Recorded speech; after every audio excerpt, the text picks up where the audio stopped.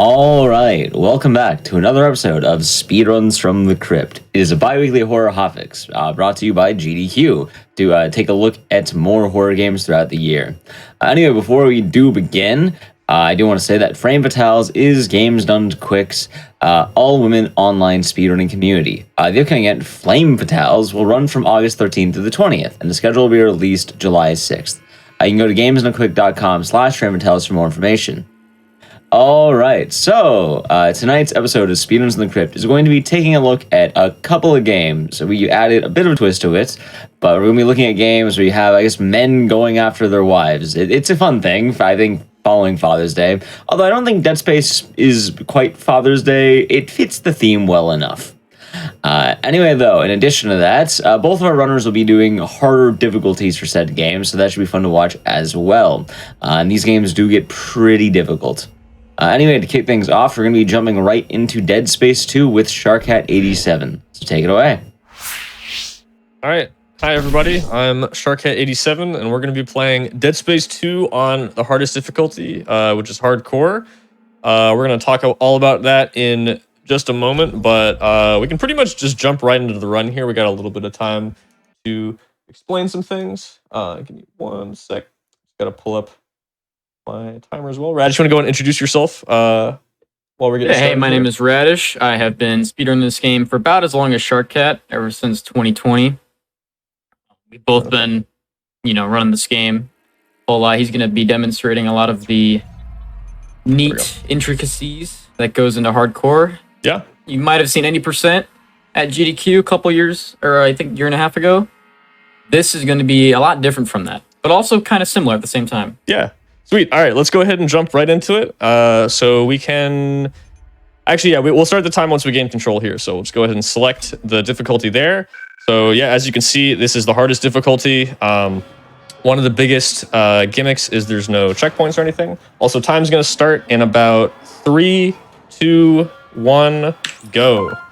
All right. So here we go. We actually got to be a little bit careful here. Not anything too crazy, but sometimes the enemies will one-shot you in hardcore as opposed to chair. The easier difficulties. That chair can also block you there, and that is true. Yeah.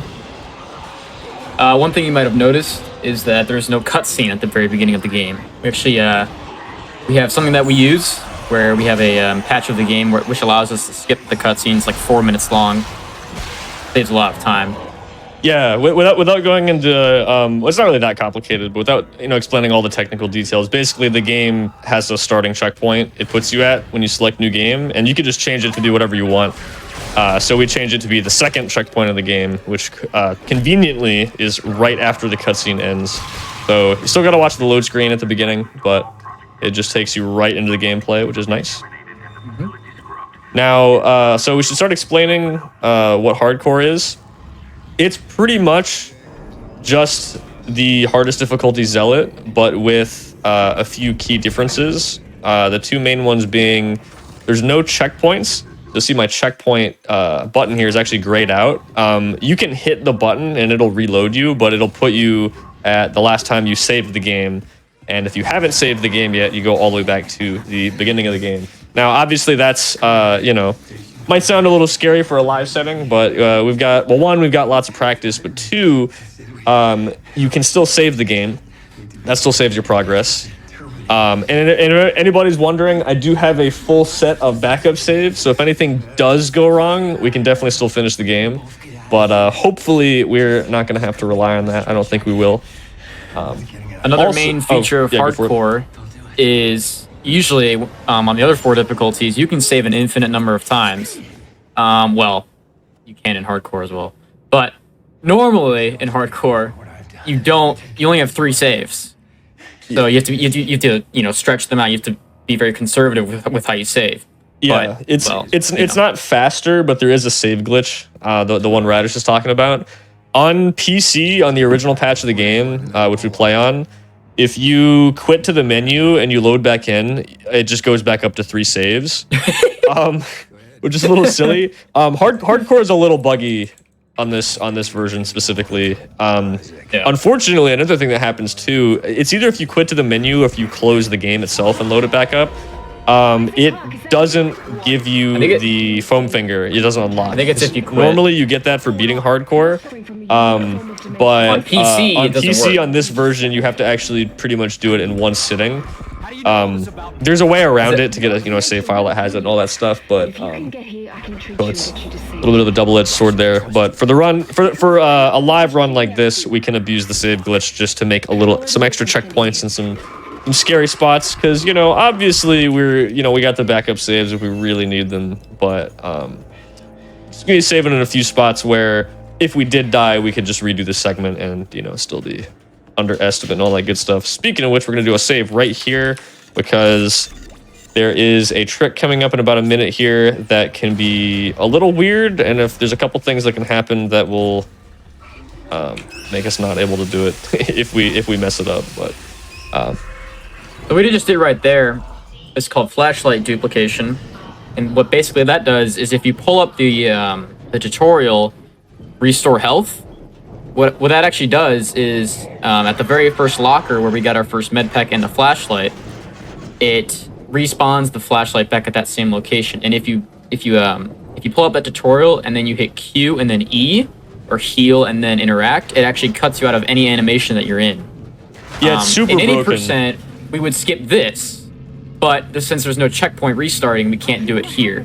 Yeah, basically, because if you grab the flashlight, it'll break you out of any animation or cutscene you're in, and we can just keep duplicating it. Now, I can't anymore because if we do that, it gets rid of kinesis, this ability we have now. But yeah, if you skip that specific cutscene of falling down there, it breaks the camera, and you can only move it around while aiming, which is not very good. Also, it doesn't work out of chapter 1 because the entire level deloads. Yeah, the flashlight it can only be spawned in chapter 1. After that, it doesn't load in anymore. Yeah. All right, so here's the first part where we're gonna branch off from the regular any % route. We used to do this in casual any % casual difficulty, but there's a faster thing you can do now. Oh man. Yeah, this is Steve, our good friend Steve. We're gonna use to hold this door open for us because he's a nice guy. Basically, this enemy's not supposed to be in this room, and so we're gonna get his AI to break by having him be in here too long. So you'll see he stops moving right about here-ish. I'm in front of the door. There we go. Okay. There you go. So as long as I don't interact with him, as in like shoot him, punch him or whatever, or push him back into that previous room, he will just stand there and hold that door open. And the reason that's important, also we're getting a gun here, that is important because behind closed doors, the game doesn't have rooms loaded in fully, and then when you open the door, it loads the room. So in short, if you load too many things at once, the game won't load everything. Or if you try to load too many things, the game won't keep everything loaded. You can get certain things to unload, and it's sort of like a puzzle from there. You can open or close certain doors to load or deload things, respectively. So yeah, we can talk about it more later because we're going to do some similar tricks. But for now, all you got to know is because of the path we took and Steve having held that door open for us, it's important that that door doesn't fully close. You'll notice it shut, but it didn't really close. Yeah. So then when the door then closes there, this part of the level gets slightly unloaded. So this is what all the rooms in the game look like before you open a door to walk through them, basically. And when they're in this like half-loaded state, doors don't have collision either, so you can run straight through them, which is nice because, again, opening them loads more stuff in. So if we don't want to load things in, we just don't interact with the door at all. The reason we did that deload is to get this elevator unloaded so we could fall out of bounds here. And now we're going to do something called stasis skip. So I'm just, don't need to be too precise with this, but I'm just trying to be a little bit careful, I hate that lineup. There we go. Yeah, we have a much easier one now for the any % version of this, but nice. Yeah. Nice. Okay, so I did open that door there, which loads in the boss room, and now we've pretty much skipped all of chapter 1. It's going to be a little dark here, but basically we're going to fight the tripod. It's 10 shots each arm on hardcore. You got to be, especially with the ammo. Oh, but you have infinite ammo. That's right. Yeah. So yes, we actually do have infinite reloads. It's part of the skip we did. So basically when if you don't go further into the room, the game lets you have, like, if you don't go further into the room, the game gives you infinite ammo before. So we never actually went further into that plasma cutter room. So the game never actually takes away our infinite ammo abilities because we never went past that. We never hit that. Yeah. trigger. So the when you get a gun, you can't leave that room until you shoot an enemy on a gurney, and there's only so much ammo in the room. So to prevent you from just getting stuck there, they give your character this property where if you try to reload, it doesn't pull the ammo from your inventory. It just lets you reload, like whenever you want. And that property will eventually then apply to all of our weapons that we pick up. Yeah. But again, it, like Radish said, it doesn't get rid of that until you kill the enemy and then leave the room. So if we just don't do that, we keep the sorry, not invincibility. We keep the infinite ammo. We are also going to be invincible later, but that is like much later in the run. We'll explain that when we get there too. Why did you pick up a stasis? There we go. Picking up a power node there. We're gonna upgrade our health in a little bit. Sell it, yeah. Grabbing, yeah, that stasis pack also always spawns there. And speaking of weapons, we need. I think it's actually. I'm used to the numbers for casual. I think it's 17K. Yeah, 17K, because we're getting the pulse rifle. Oh, you're getting the pulse rifle. Wait, what weapons are you getting? So in chapter 3, we're going to be buying the line gun and the pulse rifle. No javelin, okay. Well, we're gonna buy more guns later too, but oh, but you need the javelin for yeah. Okay, yeah. So here we actually would do a skip normally in most other categories called plant boost, where you can get out of bounds, hit a checkpoint down there to skip this next little section of the game. But again, no checkpoints, and that's really the main difference between hardcore and casual, or even like Zealot, because even on Zealot, which is the second hardest difficulty. I think the record is a 105, 104, or something like that. Whereas like the casual record's 58. And Zealot could be way faster, but my point is it's not that much slower to play on the harder difficulty. Whereas the record for hardcore is a 119. And it's because all of those skips where we jump out of bounds and reload the level just don't work. Yeah. And so we got to route. It used to be a lot higher than that, but we found a lot of clever ways to skip certain areas that we didn't in the previous. Yeah, you'll see. Also, you might have noticed go ahead. The vent popped out. There's no enemy. That can happen, but it also sometimes doesn't. We have no idea why that happens. I'm not sure why exactly. It's a bit weird. I think it's probably FPS. I think if you're too high. That enemy, the leaper there, can be kind of scary, so you usually want to take care of him first. That's why I did that. Very nice. But yeah, we actually didn't even know about the infinite reload thing until a couple weeks after that skip got found, because we were just trying to skip chapter 1. Yeah. You know, that was like the whole idea. I remember playing with it, and I was like, why do I have so much ammo? Like, what is happening? I had so much money, and then Waifu did a stream, and he found you have infinite ammo. So yeah, we found it just completely on accident. Basically, we discovered that. Yo, like, what's up, Looney? This isn't Dark Souls 2. True. Wrong, Dead Space 2, bro. All right. So yeah, normally if we had done the skip, it would put us right about here. Gonna do some movement here to get this guy to jump out of that vent and not knock us on the ground. Now we gotta kill some enemies here to progress this room. This door up on my right is gonna lock, and then we gotta kill all these enemies. So these are exploders. We do not want them anywhere near us in hardcore because a lot of the times they will just kill you in one hit. They are also easy to kill though. So they are still pretty easy to kill, but the explosion has a huge radius. We're gonna use this explosion to kill this guy a few seconds faster. Normal weapons will not damage those guys, or at least it won't kill them while they're actually in the vent, the jumping out of the vent animation, but explosives like that will still kill them. So we just grab one off the other guy and blow him up. Wait, you can get that guy one shot? Oh, the infector there? You have to hit him in the wing because it does extra damage. Because it counts that as a limb, yeah. Yeah, if you haven't played this game before, for anyone wondering, it's like doing damage to the limbs gives you extra damage. I actually didn't know that the wings counted as limbs, like extra limb damage, until not too long ago, actually. Basically until I ran this category. And he would just die in one hit sometimes, and I was like, why does that happen? Managing my inventory a little bit here, nice. We only want one health pack in our inventory because they don't sell. Well, okay, they sell for a decent amount of money, but they don't stack. They take up a lot of space in the inventory, and we only have 10 slots right now. And like I said, we're trying to afford. Plasma cutter ammo sells for 2,500, and a single health pack only sells for 1,000. Yeah, or like a stasis pack also sells for 2,500. So yeah, stasis pack goes for crazy amounts. So in the beginning of the game, it's actually better to pick up money drops.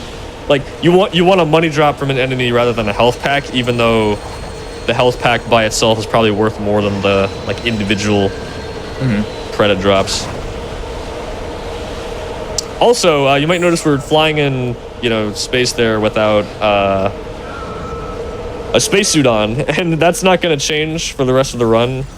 So part of that big chapter 1 skip we did at the start skips a room where the game requires you to put on a suit. But the game doesn't check anywhere else. There's no other, gating to say, hey, does the player have a suit here, in terms of letting you progress. So once you skip chapter 1, you can just stay in whatever suit you want. And that's actually really important too, because later on in the run, there's a quirk with this suit. We'll explain a little bit more that we actually need. Kind of a miracle that it all works, yeah? It is pretty crazy, yeah. You'll see when we get there. It's kind of ridiculous. Yeah. All right, you want to talk about this fight a little bit? Yeah, this fight, really, really weird.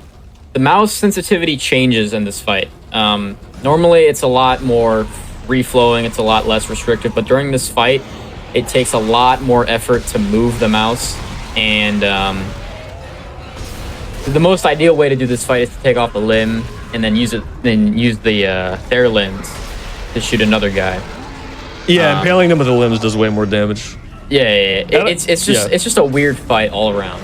Yeah, that was pretty much how you want it to go. It can go like a little quicker, but the idea is you want to have a limb hit their legs, they fall down, and then you shoot the arm off in one hit.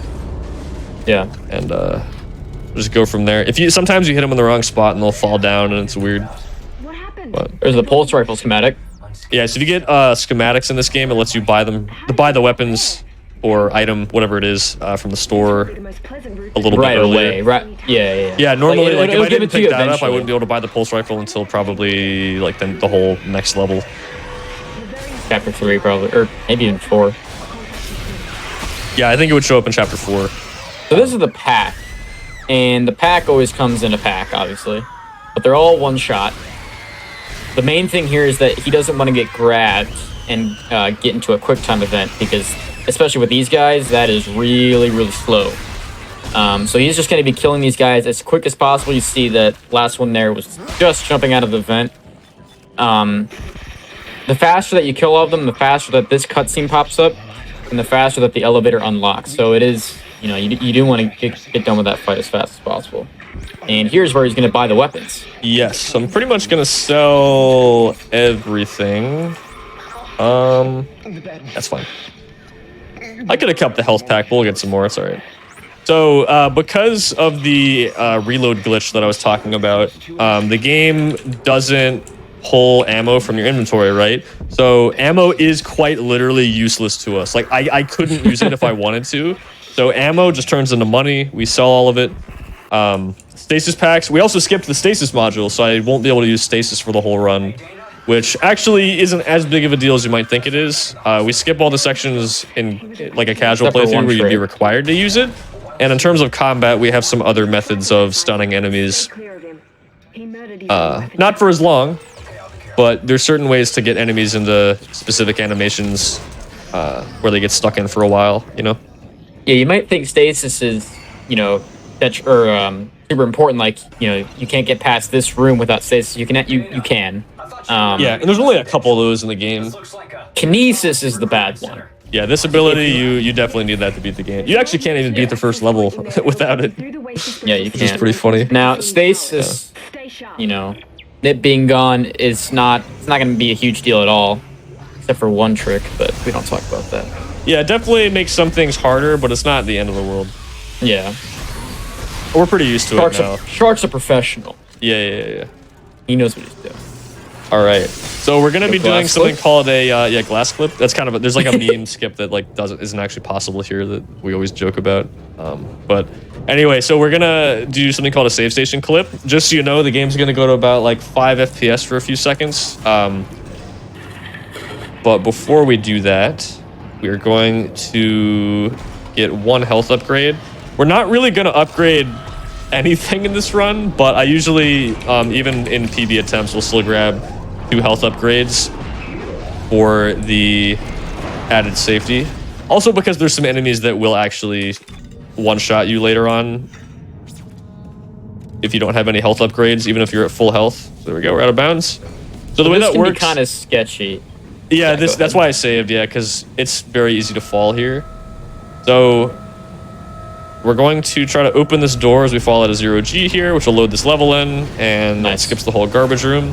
So the way that trick works is when you interact with the save station, it moves you to a specific position, you get some momentum, and if you... Well, we don't fully understand all of why it works, but something weird happens when you're moving and then unaim and interact with the save station. Your momentum doesn't always act the exact same way. The game will still try to pull you into the same spot, but it doesn't always work exactly the same way. And if you do that at lower FPS, it is more consistent. You can actually get a similar thing like that where you get more momentum than you're supposed to and, you know, clip through the wall or the floor or whatever.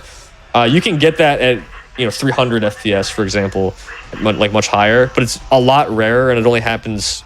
It happens more often in specific spots, so that's a spot where to make it more consistent. Like, it always works at 5 every single time if you do it exactly right. But you'll see that a little bit. There's some skips and things in the run where we'll go to slightly lower FPS. And the reason for that is because the physics in this game are somewhat tied to the frame rate. So there's some tricks where we want to be at higher FPS to be able to clip out of bounds in 0G, and then things like that that only work at lower FPS. So it's all just to make things consistent on everybody's hardware and things like that. You know, not all PCs are the same and all that stuff. Yeah, there's only so much we can do. I mean, a lot of these tricks are based on if you have super high FPS, but what we can do is, in terms of those, we don't want someone to just go to 8K resolution and, you know, is able to do that.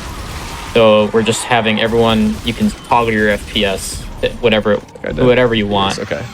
I remember before we had the FPS strats, there was a skip where you didn't want the level to load in too fast, and so you would like hit the print screen button to lag the game. It was so toxic. Oh, glad we don't have that anymore, because now it's like, actually, now it's if you have too high of FPS, the game just doesn't work sometimes. Like, yeah, print screen doesn't work for everybody either. It's really weird.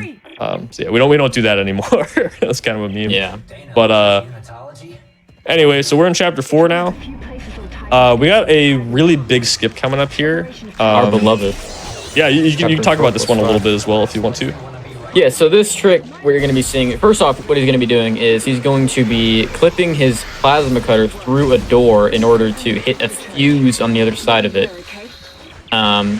It's not that precise. You can also do it with a line gun mine. You can shoot it right through the door and it'll blow up. Yeah, it's hard to get it like on your first few attempts sometimes. Well, okay. Yeah, very nice. Sometimes you just have to have a feel for it. Sometimes you get it, sometimes you don't. Yeah, but nice. But here, what he's going to be doing, there's a table here, and we're going to be using this light, this candle to our right, and he's going to be doing a lineup to get on top of it. And when you're at pretty high FPS, like 200 and above, when you stand on any object, depending on the object, but that object, you will actually go through the floor. And from there, what we can do is we can get on this wall right here, climb on up, get on top of this level. He's going to be running over to where there is a little bit of a landing right here. He's going to be doing a specific lineup. There's a door out of bounds right here that's going to be pause buffering. This is some new tech as well. Whenever you pause the game, we use our mouse, we use our scroll wheel on our mouse, and we spam interact so that when we hit that door from out of bounds, the game loads in while paused.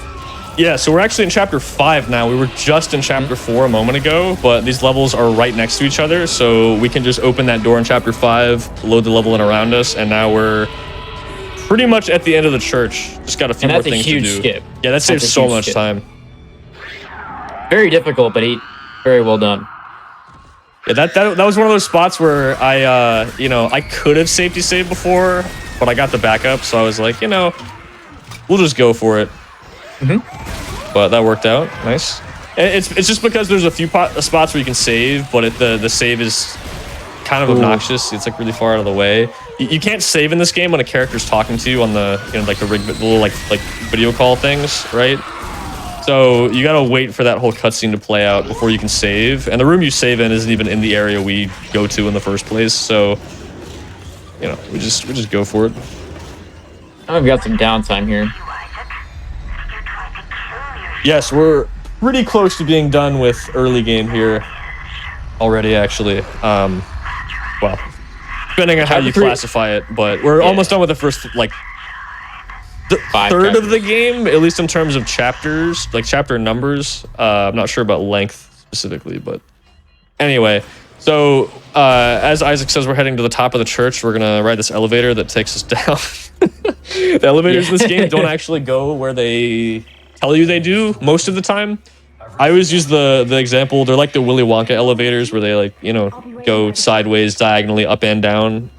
There's some that do actually go up and down where you would think they would go in an actual building, but most of the time the level's somewhere completely else and the elevator just takes you over to where it is. So even though this is supposed to be the highest point of the church, it is actually the lowest point. He's going to grab the detonator schematic right there. One thing you might have noticed when he got into that elevator, he shot the vent at the top of the elevator. That is the only one, I think, where the game actually kind of trolls you and has an enemy in the elevator, I think. Besides the 1 in 6, I guess. But if you shoot out that vent, the enemy doesn't spawn. At you, yeah. Thank you for the good luck. And yes, hardcore is the hardest difficulty. It's essentially Zealot, but with no checkpoints, and you can only save 3 times. Some people say that it's actually, I think it's like the item drops from Zealot, but enemy damage or enemy health from Survivalist, which is the one before, but I don't actually know. Even if it is, it doesn't, you wouldn't really know. If you played Zealot and then this back-to-back, you wouldn't really notice. I mean, the enemies still, one-shot you or almost one-shot you a lot of the time, so... They're both really close either way. They're both difficult. It doesn't matter. But like I was saying before, the cool thing for the speedrun at least is the route change from not having checkpoints. The actual difficulty increase doesn't matter as much as you might think it does. I mean, it does. There are some parts that are significantly slower. The first boss in the game, for example, way more health. We have a completely different weapon route that we're doing. Like, you don't even see the pulse rifle in casual. And it's a pretty cool gun, so you get to see.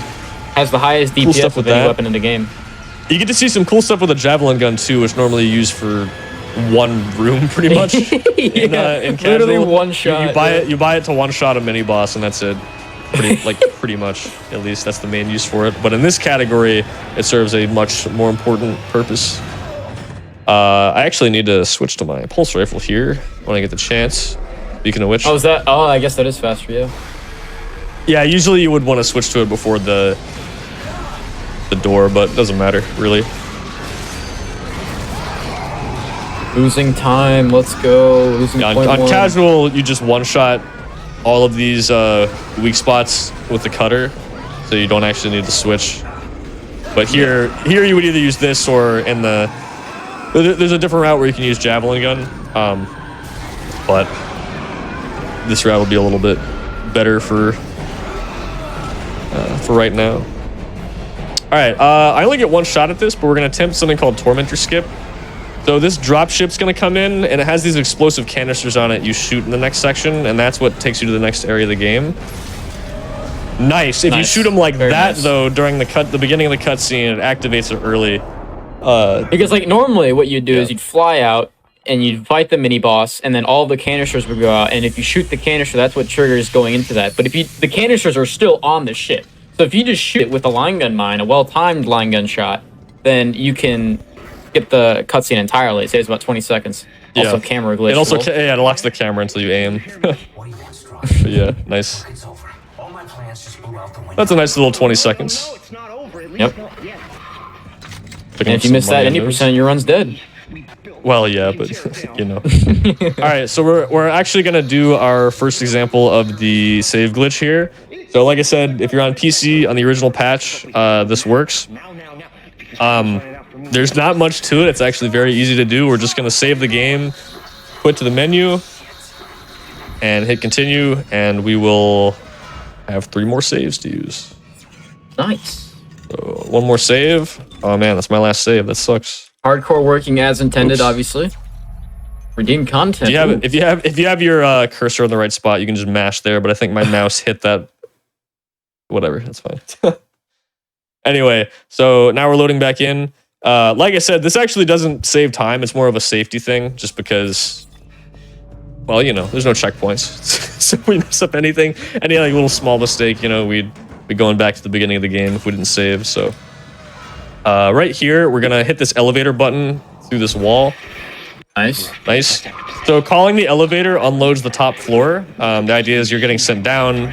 You know, you're not on the top floor anymore, so the game unloads it to free up space. But if you're still there, you'll just fall through the floor. So we skip that little elevator ride there. Let's see. So I want to sell stasis pack, all the ammo, and then we need the detonator. Nice. Very nice.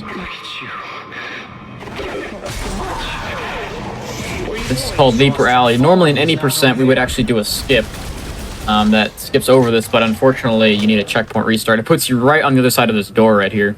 Yeah, you land on the ceiling here and run off over this way, out of bounds, and skips this room. But that's okay. We need to use the store anyway, so that's fine. Now here, this room is actually okay. That was scary. You can get you can actually get true comboed by those guys and get hit twice and die. Which is pretty sick. But yeah. Okay, cool. There we go. 3 nodes. We get 2 health upgrades. That is the only upgrading we're gonna do for the entire run. Again, just a little bit of safety, and I don't think I mentioned it yet. We do have to do some damage boosts later intentionally, and we take a lot of damage from that as well, so it just helps a bit with that too. Being careful there. You can run into that fire a little too early and take some pretty massive damage. Batteries working as intended in this game. I'd imagine that's probably only at high FPS. We like to be careful with this guy because they do a ton of damage, and also that visual effect there as he was getting hit, that does damage to you, and it has a massive hitbox. I've seen people die in hardcore from the ragdoll physics, killing an enemy and it just flying across the room and hitting them, and they die in one hit. That happened to you, didn't it? You were all the way on the other side. Well, yeah, I was doing a no-hit attempt and it flew all the way across the room. Yeah, yeah. I know. I think Looney had a run die to Puker doing something like that though, and killing him. Oh, I think it was Looney who was like, rough. Yeah, Pukers are probably the worst enemy in this game. They just can kill you after they're dead, which is sick. All right, I say we don't go for this save.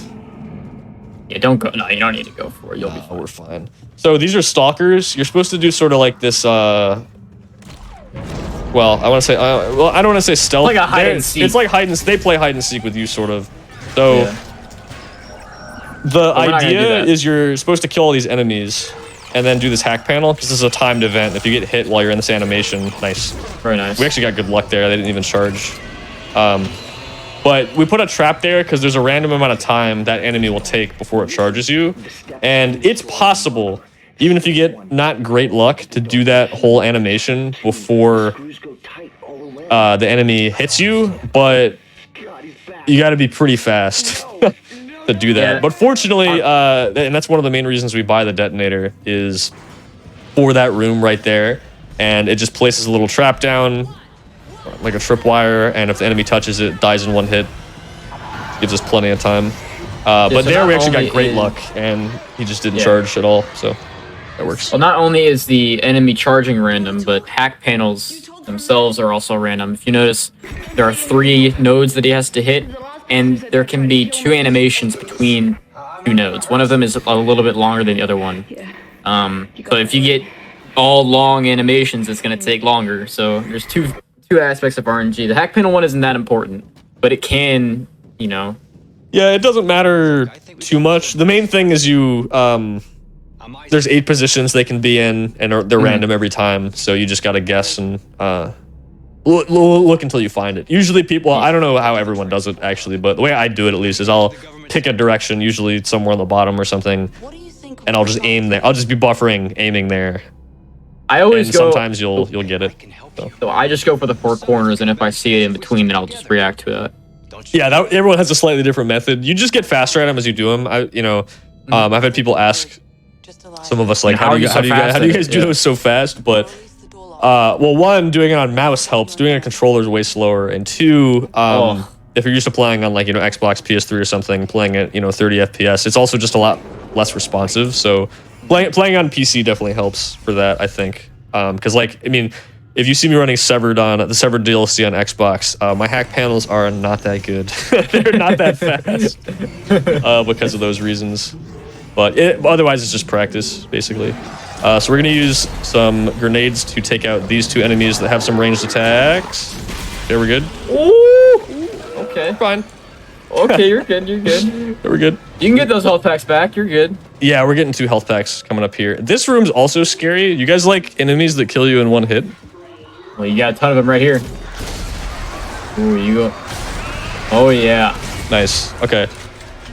I shot that one a little to the left because there's an enemy that you can hit with a grenade as it falls, and that did happen to me once. So I'm going to open that door right there, and then open this door. So that's going to give us a deload.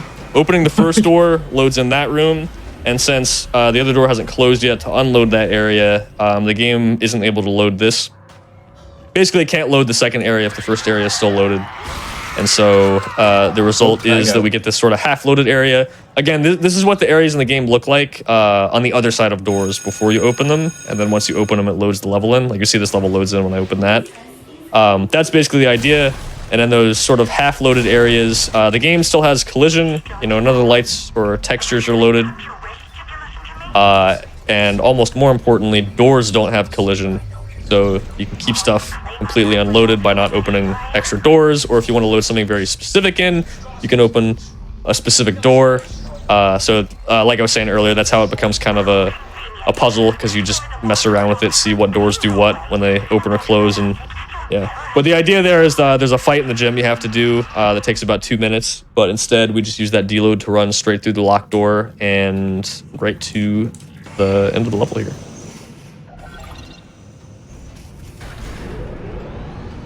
Very nice. All right. Also, we put Nicole in timeout. Yes, yeah, we usually do that there because in any category in this game, it's going to look exactly the same in that room. You can't skip it. You got to wait for her to talk before the elevator opens. So that's just kind of a tradition because you got to wait anyway. So might as well put her in timeout, If anyone wants to glitch hunt, though, there's a button on this side of the door that's active. If you're able to hit that through the wall somehow, it would just open the elevator and skip the cutscene. If anyone really wants to glitch hunt, you can get out of this elevator at 5 FPS and get onto the transport hub room. Find a way over there. Yes, someone find a way to skip this level. $10,000, please do it, please. I'll bet. I'll take 10K for that. You can't I'll do find it. It's impossible. All right, so speaking of which, we're entering everyone's favorite level, the transport hub. It's actually not that bad for us right now, but it can be. So there's a door over there. The rest of the level, like the very end of the level, is loaded already, and if you go through the door, you can just progress. Now, there's an enemy, like a mini-boss that spawns, right? He has collision. His punches have collision. If he punches you with the correct arm, it can actually clip you straight through the wall. And it's just orange. But it's random which arm he uses. And even if he does use the correct arm, because only one of them works, then yeah, sometimes even the correct arm doesn't work. But we have tried everything we can think of. The only way that this is consistent is if you have stasis. Because then we have a consistent lineup if we have stasis. Yeah, if you can slow him down, there's a lineup that gets his body collision as he's running to push you through the wall, and it's very consistent. The other method is just baiting him into punching you, and that's the random one. So in casual, that's what we do, and it saves a minute, which is nice, but actually going for it about halfway through the run definitely sucks. Yeah. Instead, we're just gonna kill the brute. Oh, I put that down way too early. You should go for it, bro. I might hit him still. That's fine. We got plenty of mines. Oh, that stays he up stays. there. What? Is this hitbox active already? No. Oh no. Okay. Okay, no. That's fine. I can just kill him the old-fashioned way. Old-fashioned. Oh. Oh no. Yeah. Oh no. This is fine. It just takes a little longer. Actually, detonators just one-shot this guy. Yeah. Yeah, I'm a bozo. I should be doing it. Yeah, see, Yep. there he just died. Yeah. Okay, I was like, He wait, I have the detonator. I forgot. Okay. Yeah, there's an audio cue there. I shot that a little too early. It doesn't matter. It's fine. We also just did a little glitch here. I'm not gonna mess around with this too much because it can. Wait, did I get it? What did you do to piss him off so much? Oh, I did. Yeah, so his you can get his body to maintain some of its collision by killing him with an explosive and then punching Why is it real? an arm. Actually, did I? I think you might have to kill him. Well, no. Yeah, see, he has some collision. Oh, yeah, see, we're kind of like, we were kind of zooming for a second there. Yeah, you can actually kind of prop fly with this, Strange man, Isaac. but it's very weird. We're about to suffocate, so I think I'm better. Yo, clip through the door with that, bro. You actually can also use it to clip through the door, but we don't have a setup for that either. I have higher hopes for that than I do for the punch ever getting consistent. Not gonna lie. Yeah. I mean, we've tried. You'd be shocked at how many hours we have sunk into this trick. It's just not funny anymore. It's pretty bad. I can do that. All right. So I think I was about to say the trick actually does work in hardcore, but if you don't get it first try, You're dead. you take a lot of damage, so you're just gonna die. Yeah.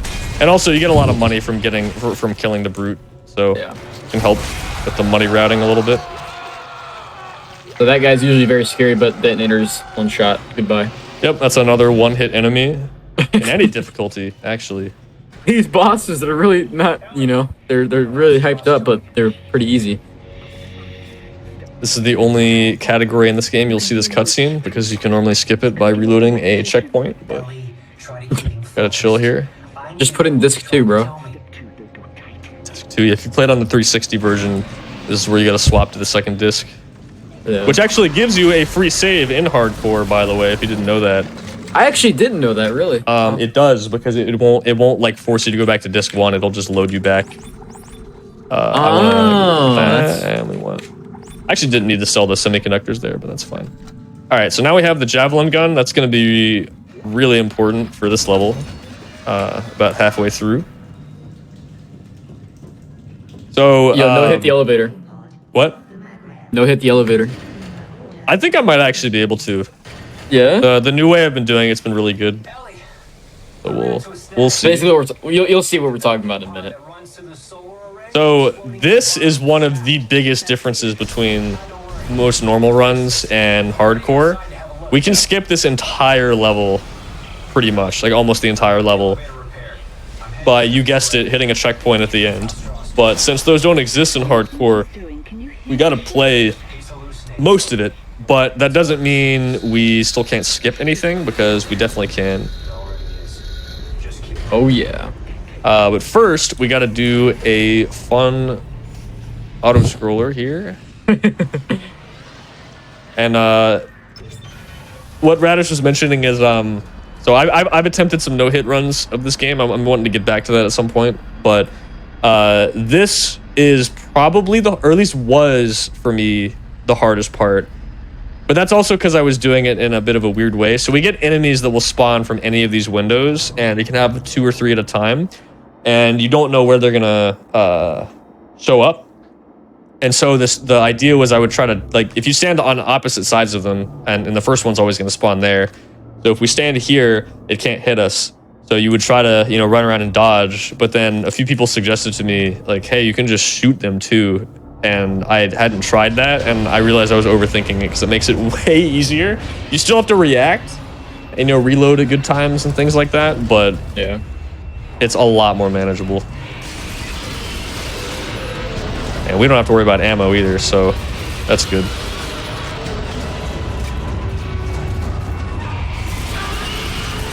Yeah, so they start one at a time. We'll start getting 2 or 3 right about here.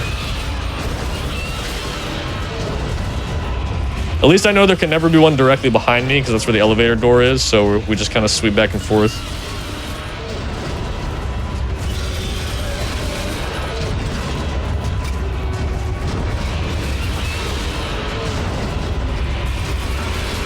Yeah, if you have a low sensitivity, you might not like this room.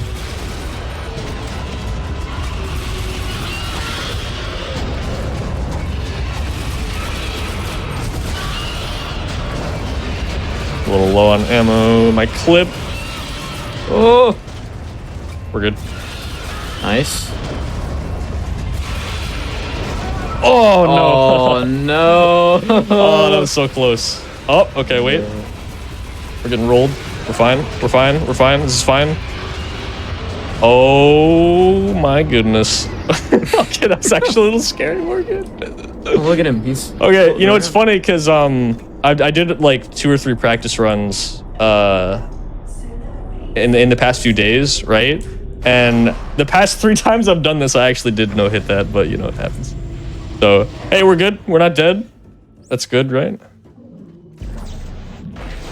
That's what I like about this category, though. It really, like, you know, you can't get too comfortable. Keeps things interesting. You really can't. Like, any percent, you can really kind of just like fly through things, and especially on casual. Like, the game is actually really easy on casual. You gotta adapt. Hey, we didn't die though. That's good. That's huge. Yeah. All right.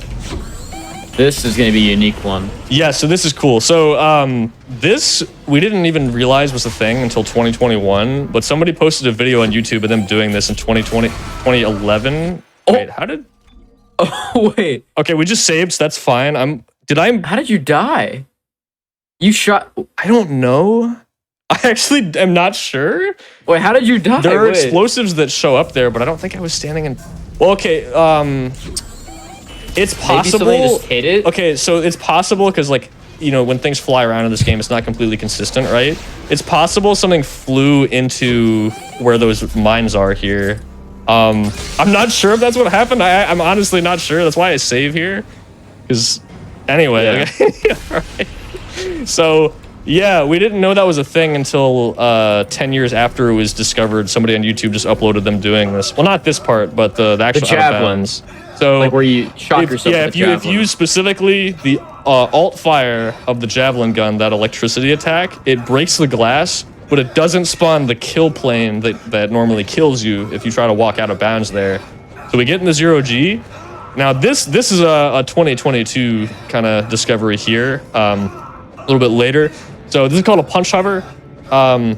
To not go into all the details, basically we have a state where we have stored some 0G properties. I'm not in a 0G area anymore, but as long as I'm still in the punch animation, I can float in midair like this. So you can see I'm making my way over to this tunnel over here. And this is sort of the end of this whole section of the level. So I'm making my way over here. We're going to turn this way to face Isaac that way. And that looks pretty good. This one's nice because you can see where you're going. Yeah, most punch hovers you can't. Nice. Okay, so that loads the level in. The camera has a moment here. There we go. Nice. So, you know, similar to some other tricks earlier, call that a door dive. So we fall into where a door is, one that's unloaded. We open it, loads the level around us, and sort of catches us from falling into the abyss and dying there. Nice. Very nice. Making my way downtown. Yeah. Normally when you do those things, whenever you do those punch hovers, you have to line up with the skybox and you can't see where you're going at all. Well, because, yeah, normally we're heading towards some checkpoint off in the unloaded void way far in the distance. And so there's literally almost nothing to line up with in the actual area you're trying to land in. So, yeah, like Radish said, we'll get in a specific spot. He would just slow me down. You can go for some animation cancels here. That's fine. See if we can get the second one. Yeah, you know, get in a specific spot. It's like, oh, line up with this star on the edge of your screen, you know, all this stuff, and then count this many steps forward. Very, you know, very precise, kind of obnoxious. Make sure this guy dies. Just get over here and give me a hand. Nice. Okay. All right. something covering the collector But yeah, fortunately that one, the area we're going to, is loaded in texture-wise, so we can just go there. It makes it way easier to set up. Oh my God, they're heading this way. All right, let's see if we get this one. Ah, almost. So if you let go of the kinesis button there, right as the thing slides into place, it'll skip that animation there. Or that little sequence where you're just stuck in place for a bit, but very minor time save. We just made it to the crossover tube when the beam hit. Cool. All right, here's the last part of chapter 7 that is a little scary. It's not actually that bad. It's just whenever they're insta-kill hazards, it's a little spooky. We have to cross to the government sector before they cut us off. You'll never. Not that I've ever died here in a hardcore run, in a speed run before. Not that that's ever happened before. I'm just saying it could.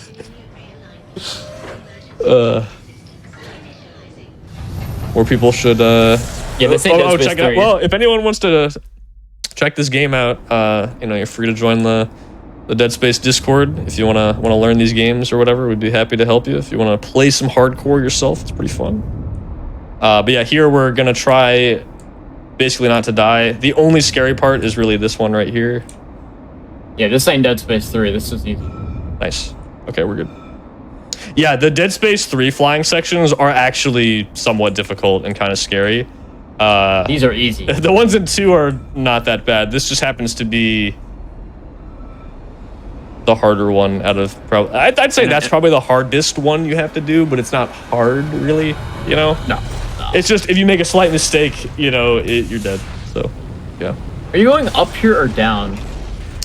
You are actually going down there. When you get in the seat or whatever, it teleports you like Right outside. I don't know how much, but you go up to like Probably a lot. 700 something coordinates, like in the air or whatever, and then you just fly all the way back down. So right there, what he just did is, normally whenever you do this part, you would actually go out there, you'd fight a bunch of enemies while your air meter runs out. Well, we don't actually have an air meter because we have the patient suit. And what he did right there was he opened the door, he triggered the entire, cutscene and fight, and he was able to run back while the door was still closing. So the door opened back up, and he's just able to chill in here while the entire fight happens. Yeah, fortunately, sorry, I kind of missed part of your explanation, but in case you didn't say it, yeah, it's because there's but because of the 2 separate triggers, we're able to use that I'll try to open the CEC and door on your left. do our shopping here without getting locked out. Hold on. So yeah, we just gotta wait for Ellie to actually unlock the door. We're gonna wait for a dialogue cue. So when she says a certain line, that's when we know we can leave here. Otherwise, we're just chilling. Again, can't use ammo, can't use stasis packs, so we just load up on health packs. It's the only item we can actually use. Actually, Shark, I think it's 10 seconds after that line is when you're supposed to leave. I think. Oh, well, I usually wait for a second or two after the line finishes, so that might be right. Like, are you saying 10 seconds from when it starts? Or Yes. Yeah. That's probably that's probably right. Yeah. Yeah. That sounds Normally here, actually, having an air meter kind of helps with this because whenever we have 45 on our air meter, that's when we actually leave here, just so that we can get at the door at the right time. But here we don't have that luxury, so we have to. Yeah, we can mention it again later, but we sort of hinted at this before. But the patient suit just doesn't have an air meter. Oh, I actually did go a little bit late. Whoops. That's fine. Door's already open. It's not a big deal. You should use you still have the detonator? No, I got rid of that. Actually, you have the pulse rifle. You should fire a grenade at the door right before you go. That probably would work, actually. I was trying to figure out the best way to do that, because, in casual, you can just get hit there. Yeah, you can do that too, I guess. I mean, it doesn't matter too much. We still have a lot of health. I was right here this morning. And they unlike other areas, the pack usually never grabs you there. Yo, thank you for the good luck as well. Appreciate it. Oh yes, so the patient suit. You're not supposed to ever go into vacuums in this game, so they didn't actually add an air meter to this suit.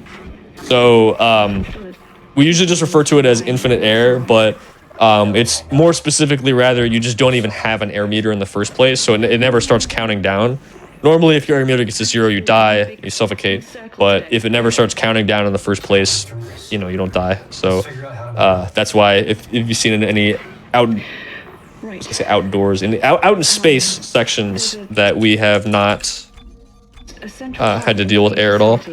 I mean, even if you do, we go through all those areas so quickly, the ones we get to play normally, that you don't need the air regardless. But there's a big skip later where we actually do need to have an unlimited air meter in order to, you know, get around that timer. All right, I'm gonna take another safety save right here because we got a very big skip coming up, and some funny things can happen.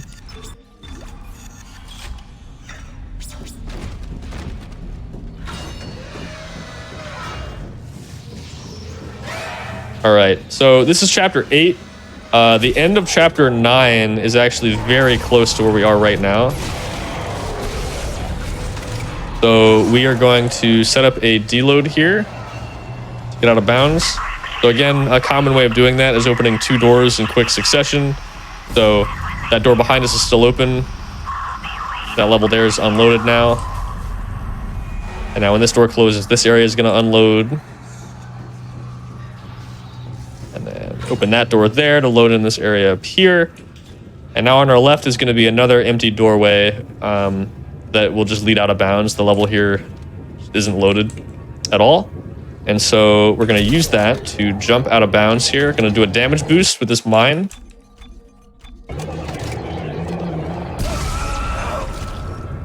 And hopefully land out of bounds right here. Nice. Nice. And now... I hate this. Oh my, I didn't know you were doing this. Oh. Well, it's not quite what you think, actually. Oh, you just spam? Oh yeah, you just spam, don't you? Nice. Yeah. Yeah, okay. so Rad is just thinking of, oh wait. Oh, yo, turn to low. There we go, nice. Okay, yeah, okay. Cool. So, right there, you know, open a door, load the level in. We've seen that a little bit so far. In casual, you can do a cutscene skip in this area that involves landing in a very specific spot out of bounds, and it makes the timing of that part way harder. It's very bad. Yeah, that version is a lot more forgiving, fortunately. It's actually an area where playing on the harder difficulty actually makes the run easier. Yeah. Ow. Now here you have to go through a little bit more. You gotta the tanks on this thing, they need a lot more of these explosive canisters. I think they need like what, 6 rather than 3 or something. I don't know. Yeah, the one up top needs 4, and then that one needs 6. Yeah. So normally, if you did what we would call bad idea skip, which is what I was talking about, you could well, you wouldn't be able to skip this entire cutscene, but what you would do is you would actually, I don't know exactly how it works, but basically the second half of this cutscene you would skip. Yeah, basically, you get to, because when you touch the cutscene trigger, it makes you jump, right? Regardless of whether the tram is there to catch you or not. So you can actually get there before the tram shows up, and if you jump early enough, you'll actually land outside the ship. So it'll be like displaced really far to the left here. And you see this thing approaching in the distance. There's a checkpoint on the left here that we pass by, and then we come back, and that's where you actually get off. So you can actually hit the checkpoint on the way in. So you would go around here, and then right as we go through here, boom, checkpoint restart, and it skips this entire last half of the cutscene here. You also might notice the skybox is just completely blank. That's because you might have noticed Shark did a little boost on the lift on the way down. Actually, that lift, if you go through that normally, that's what causes the skybox to load in. So we skipped the trigger to load in this entire skybox. Yeah. Also, we're looking at nothing right now. That also skips a trigger that despawns one of these pair of Ellie and Straw. So if anybody's wondering why there's 2 of them, that's why. The Ellie that's on the terminal there is the one that's supposed to be from earlier in chapter 9, and then the one that's actually talking to us is the one that's supposed to be here. Again, it just keeps both of them. They're both real. Very silly. They're both that's canon. All right. So, chapter 10. Yes, we are going to take another safety save here. You're doing yep, I know what you're doing. Yeah, so this is another level where we still can skip almost the whole thing. This level is actually not too different from the way you would do it normally, like, with the exception of a skip at the end that doesn't work, and we are required to do the harder version of this skip. So in casual, there's 2 options here. There's a checkpoint you can hit. That version is a lot easier, and then there's the version we're going to do where we're going to open a door, and that one is a lot more precise. So the save is a little out of the way, but it's not. It's worth it for sure. For sure. Yeah, like I'm pretty consistent with this trick, but again, it's one of those things where all it takes is a little small thing to happen, and you're dead. There goes a minute and a half. Yeah. I believe this is my last save, right? Yeah, so we're gonna your last save, quote unquote. Yeah, so we're gonna dupe those saves again, just like that. Very nice. Gotta love this game. Gonna also checkpoint restart here to skip the save station animation. Very nice. Now, what he's gonna do here is, and this is something that we haven't found, or we hadn't found for a while, up until the summer of 21, I believe. This skip, yeah. So right here, what he's gonna do is he's gonna be on the very edge of where that that lift goes up on the this landing right here. And what he's gonna do is, if you have around 19 FPS, if you hit that panel, you can run backwards onto the ledge, and it'll actually carry you onto the side right here. You can't get up here. Yeah. Oh, sorry. I didn't, not to interrupt you. Well, and also not to like be like, I'm actually, but you don't actually have to have like exactly 19. It still works at like 20 or so. Yeah, 30, stuff, 19. It's a lot easier. Yeah, we thought for a while that 19 specifically made it a little easier, but it actually like doesn't really matter that much. But you just need a little less than 30, basically. Yeah. And we get it first try every time. Nice. You look kind of low. Now you're good. There we go. Well, I thought you were low for a second. Another damage boost. I was a little bit, but yeah, it still pushed me back up. So he actually has on here, he has high detail, because a lot of these flares kind of show up and they can help with where he's going. He's gonna some of these lights you see level. Don't show up unless you're on high graphics. So this is all Chapter 10. Everything that he's running through here is all Chapter 10. A lot of these rooms, there's a lot of enemies in them, but he's just skipping the entire thing because they're all deloaded. Yeah, we're just opening specific doors here on specific sides just to continue loading the level in. You know, it's very, very nice that you can control how the level loads, but you got to be careful too, because if you stop opening any doors, the level will stop loading and you'll eventually just fall out of bounds. Yeah. So all those doors I open there are just to load in the next room or so. And yeah, that skips pretty much all of Chapter 10. We're at the bridge now. There is a skip. Punch hover to well, 11? again, we said this a lot. Again, skip that we could do if we were able to hit checkpoints, but since we can't, we are not going to. We do still have to get past some enemies here. And without stasis, we're going to opt for shooting them in the chest, which will put them in a stun animation like that. No stalker here? Okay, good RNG. Stuns them just long enough to be able to squeeze past them. There we go. Sometimes there's a stalker on that second puker that can just ram right into your face and you're pretty much dead. Yeah, you gotta watch out for that one, for sure. Alright, nice. So one little additional trick here. So that panel over there, you gotta hold a button down for long enough to activate it. Wheel. Yeah, if you use scroll wheel, if you interact with that panel too fast, it crashes the game. But as long as you hold the button down, you can stand as far away from it as you want.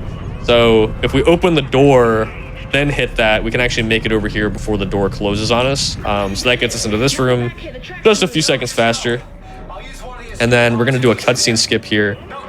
Nicole spawns in front of this escape pod here, but she doesn't spawn until you look at her. So if we look at the ground and then interact with that button, we can get inside before the 7 or 8 second cutscene plays.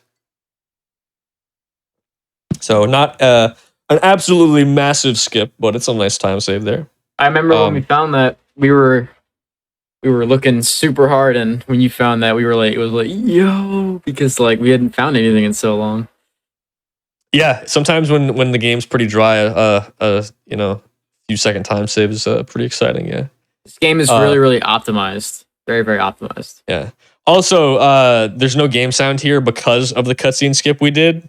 It comes back in just a little bit here, but that's why it's not, it's not busted. That's we're chilling in silence for a few more seconds here until we crash land in a moment. There we go. All right, and now we're on the final 5 chapters of the game, and we're not going to slow down in terms of the big skips and glitches. We got a pretty cool route coming up. So, if you've seen other runs of this game, you might have seen drill skip. It's this sort of complicated sequence that involves actually doing a few skips in sequence. And again, in hardcore, the first one doesn't work the same. It's kind of crazy the trick works in casual in the first place, but the fact that it works in hardcore as well is also a bit of a miracle. Pretty insane. Also, we're going to try to get to this door here before this cutscene plays out. Nice. We get staggered by Strauss twice there during the cutscene, but if you get to the door early enough, it can be open by the time the cutscene ends. So we haven't upgraded the damage on our weapons at all, and we don't really need to, as you'll see here. Guy's dead, okay. So most of the weapons in this game are really good. That explosive mine on the line gun does a ton of damage, unupgraded. There's not one, well, there is one, but we don't.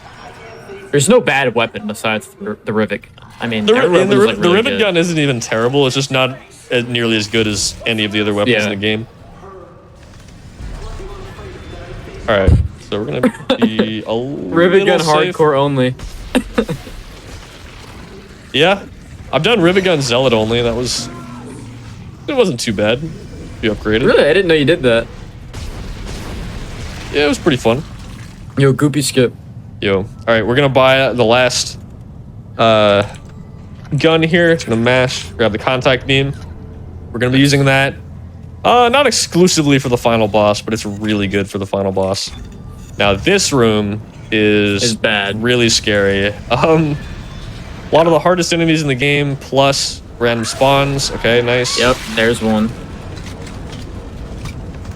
So we kind of just gotta react to what we get and try not to die. Nice. Again, no stasis, so very gotta be a little creative. You usually checkpoint restart here, and all the enemies would go. Oh my god, wall boosted on me. Oh, that's a guy. Oh, we're good. Okay. Oh, okay. Guns out of ammo. Oh, we're good. Oh.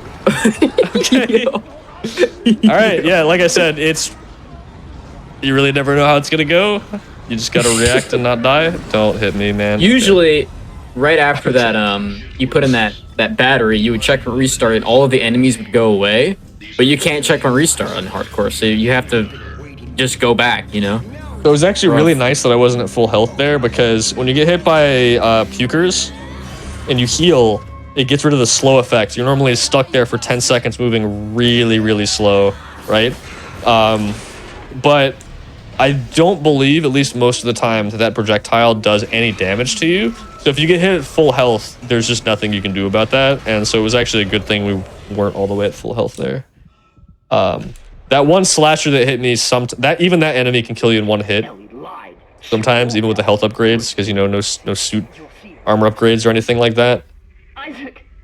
So, all right, so here is where the whole process of drill skip sort of begins. But basically, we need this 0G area to not go away. We need it to stay loaded. So the way we're going to do that is come over here, and we're going to back up until we hit a load trigger. Ellie, I'm back inside. Being very careful not to go too far back.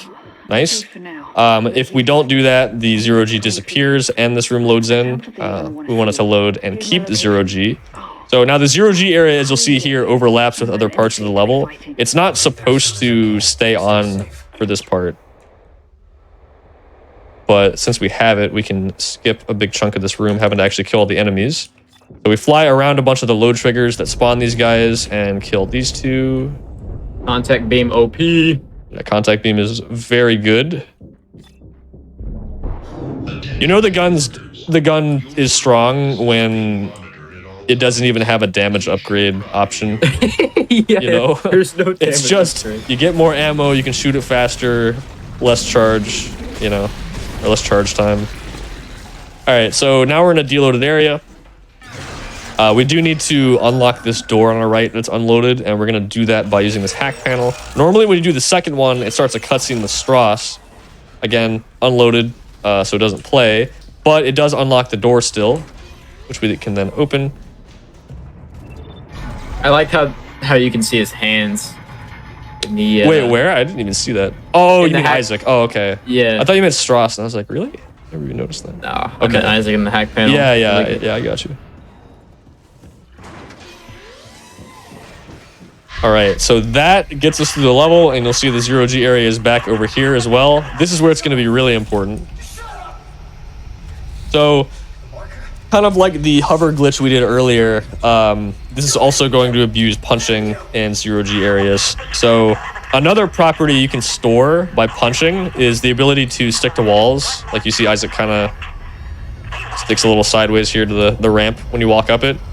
So, if you are in 0G and you start punching, you will keep that ability to stick to walls until you stop punching. And that's useful because the 0G area does not extend all the way to the top of this elevator shaft. But as long as we're punching, we can stick to the wall. And once we get to the top, we can continue to climb up the wall and go out of bounds. And that's going to let us skip a cutscene. And also set up a glitch that will make us literally invincible, which is always good. And also required for another skip. Again, it's a whole sequence of things, like prerequisites, things that need to happen for the end result to work.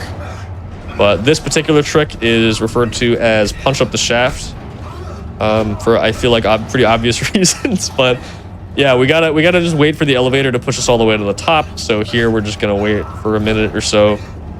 I'm just staying here so that the enemies don't hit me, because again, I gotta be in this animation, and getting hit takes me out of that, and I would just fall. Basically, as soon as I stop punching, I'm just gonna fall straight down, and it will reorient me to normal. This is actually pretty similar to the way tilts work in... it was called a tilt, if we didn't mention that. Similar to how they work in Dead Space 1. Except in Dead Space 1, when you stop punching, depending on the angle of your tilt, it'll actually stick. Where even when you stop, you'll still be rotated in that orientation.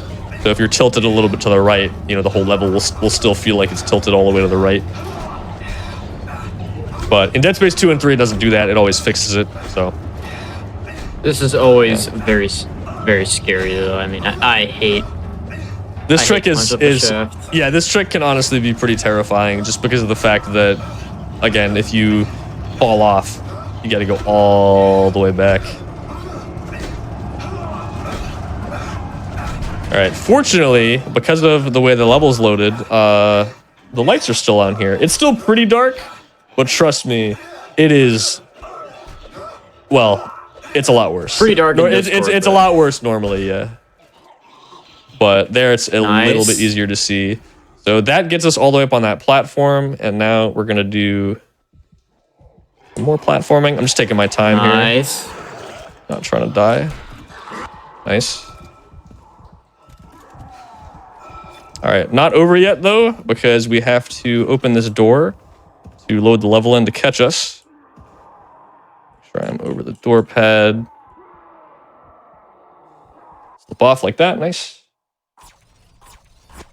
Very nice. Nice. Very good. All right, here's where I remember to take another safety save. I don't imagine we'll need this one, but if we do, we'll be really glad that we made it. Okay. True. So it's a little harder to explain because the level's unloaded here, but basically there's a door right here. The one I just opened. And now, after opening that door, I am completely invincible, as you can see here. And the reason for that is a lot of cutscenes in this game will make Isaac invincible. Also, we can climb over that railing there. That's called a wall boost. That's going to skip a cutscene. Now, yeah, like I said, a lot of cutscenes will make Isaac invincible so he can't die during them. And that door plays a cutscene normally, but because the level's not loaded correctly, it will give us the invincibility, but not play the cutscene, which is exactly what we want. And the reason that's important is, well, actually, hold on. We're going to do another trick right here first. This is called gondola skip. You'll go out of bounds. Well. Yeah, I soft locked here for the first time, literally ever doing this trick the other day practicing. And I honestly still don't know how I did that, but no, that's perfect right there. That's what we want. So that just saves a little bit of time running around. Bit of a shortcut. All right. So after all of that, all this crazy stuff we've been doing in the mines, we're approaching the final section of it. So this is going to be drill skip, is what we're all been leading up to. So the drill is an auto scroller for the most part, and when the drill reaches the end of its path, it will load in the next level and unload this one. And then normally, you sit on a cutscene, all this stuff, it transitions and it teleports you into the newly loaded level. Now, we are not actually going to ride the drill. I'm going to use this panel to clip off the drill, kind of like or somewhat similar, but not exactly how I did to get off the gondola. And then we're just going to chill in this room in a specific spot. And then when the drill gets far enough away, it's going to unload the level and we're going to fall.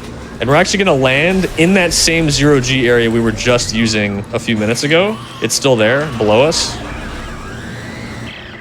You got to be careful on that lift, by the way. If you go too far to the right, you'll actually activate the cutscene that he skipped over earlier by running over that railing. Yeah, and that'll be a really sick soft lock. So yep. Don't you hard lock actually? You might, yeah, but I mean, loading the save will still fix it, so it's okay. All right, so we're out of bounds here. We're gonna get in this corner and aim right there. Super drill, yeah. So drill is gonna get far enough away. It's gonna unload this room because we don't need to be here anymore. You can see Ellie's sitting there, by the way. He never actually gets on the drill either. All right. So what he's gonna be doing here is essentially as soon as he hits the 0G, his timer is going to start, which we actually have a script for. And he's going to... the auto splitter, yeah. He's going to fly a certain amount of time to the left. I believe it's like 127.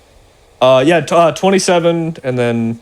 So we fly left until we... we fly left for 27 seconds, fly back until we hit 104, and then we wait that's right. Another good chunk of time. And that is... Basically what it's going to do is it's going to put him at the very, very edge of the 0G box.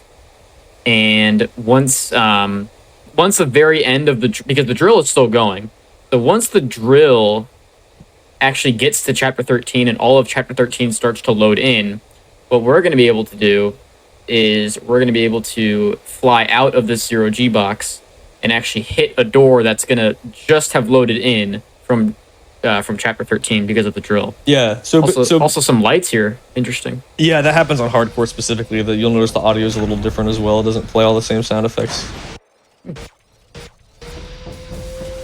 Wanted to write a little bit, makes it a little more consistent. So now we're gonna wait. So our timer's about like 110. We need to wait for about 248, 249. Then we're gonna go back because we're waiting for the drill to actually get all the way to the end. So basically, the mines is chapters 11 and 12. 11 is the start of it, and 12 is the drill. We're actually back where chapter 11 is. It's just unloaded completely. If you did that skip earlier where we were in 0G, we clipped out of bounds, all that stuff, that's where we are actually. It's just, no textures or lights or anything. And it so happens that this area, the edge of the 0G, is directly above where the next level is going to be when it loads, right? Like when the drill gets to the end, this level unloads, new level loads, and we will just fall. And we'll fall straight down into the level. And like Radish said, we set up our angle, move for very specific amounts of time in different directions, and it sets it up so that when we fall, we'll land right where a door is in the new level, open it, loads the level in, catches us, and then we can just progress, skipping a lot of cutscenes and a lot of, a lot of running around and stuff as well. The great thing about this one in specific is that I believe this is the only one that actually works on hardcore, the only version of drill skip, right? Yeah, that's right. All the other ones involve hitting a checkpoint. So now, and what's crazy about that is not only does this work for hardcore, it actually you keep your invincibility. Yeah, because if you checkpoint restart, I think we were getting to that, but we didn't explain. So if you fall for too long in this game, you die. But if you're invincible, the game can't kill you. I believe the invincibility glitch mostly just prevents you from taking damage. I think you can still die from scripted events like the final boss can grab you. Pretty sure you still die to that. But you can't take damage, and so the game can't apply that fatal damage to you. So you can fall as long as you want. And this area that we fall into to set this up in the first place to land in the 0G is way too... It's like 2 or 3 times the distance you can fall. It's like way too far away. So the invincibility glitch is just to circumvent that part. And again, you need to have done the first trick to do the second trick that actually lets you become invincible to do the third trick, which puts us all the way here. So it's a crazy sequence. Honestly, again, a miracle that any of it works. It all just comes together. It's the only place in the game you can become invincible, and it's the only place you need it. You know, that's just lucky. But yeah. So here we are, we're in government sector. We're getting pretty close to the end of the game now.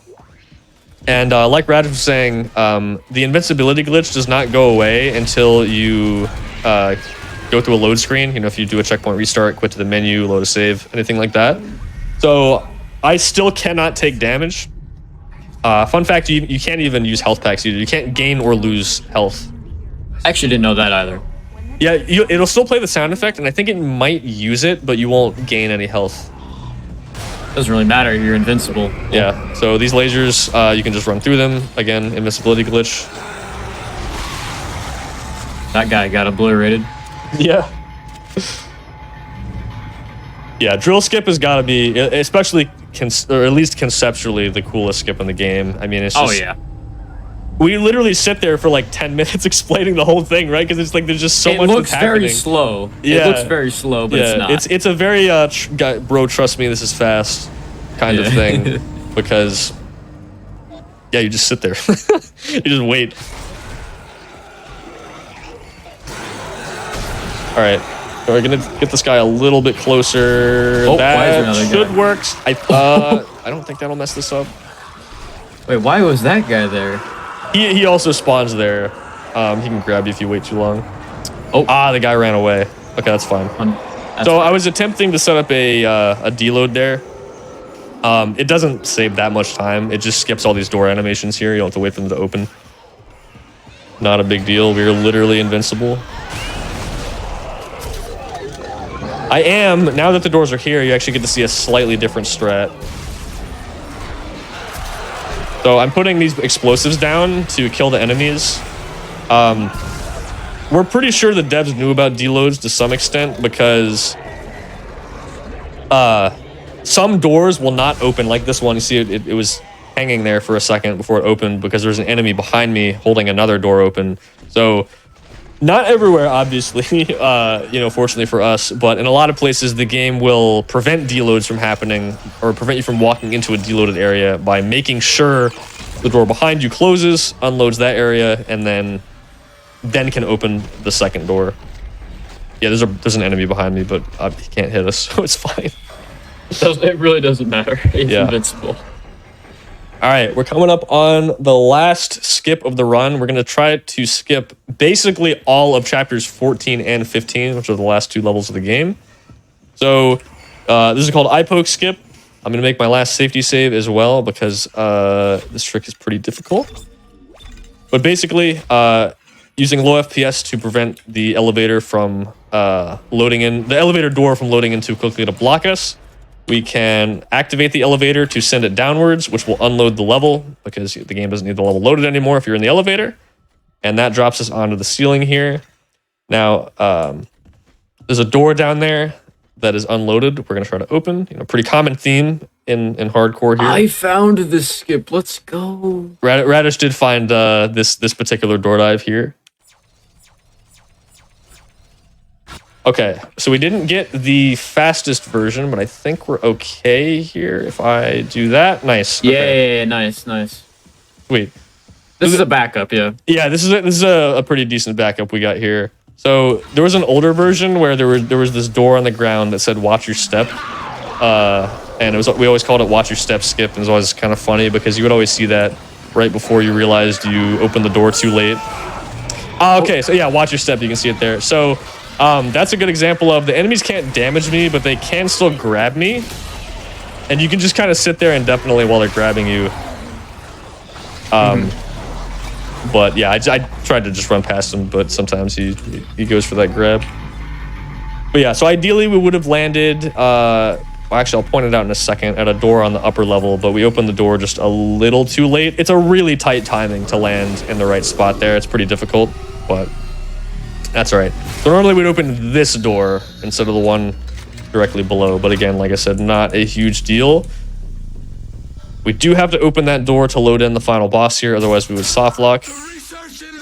And yeah, now we're pretty much at the end. We got just I would say I think it's like 3 or 4 minutes left at this point.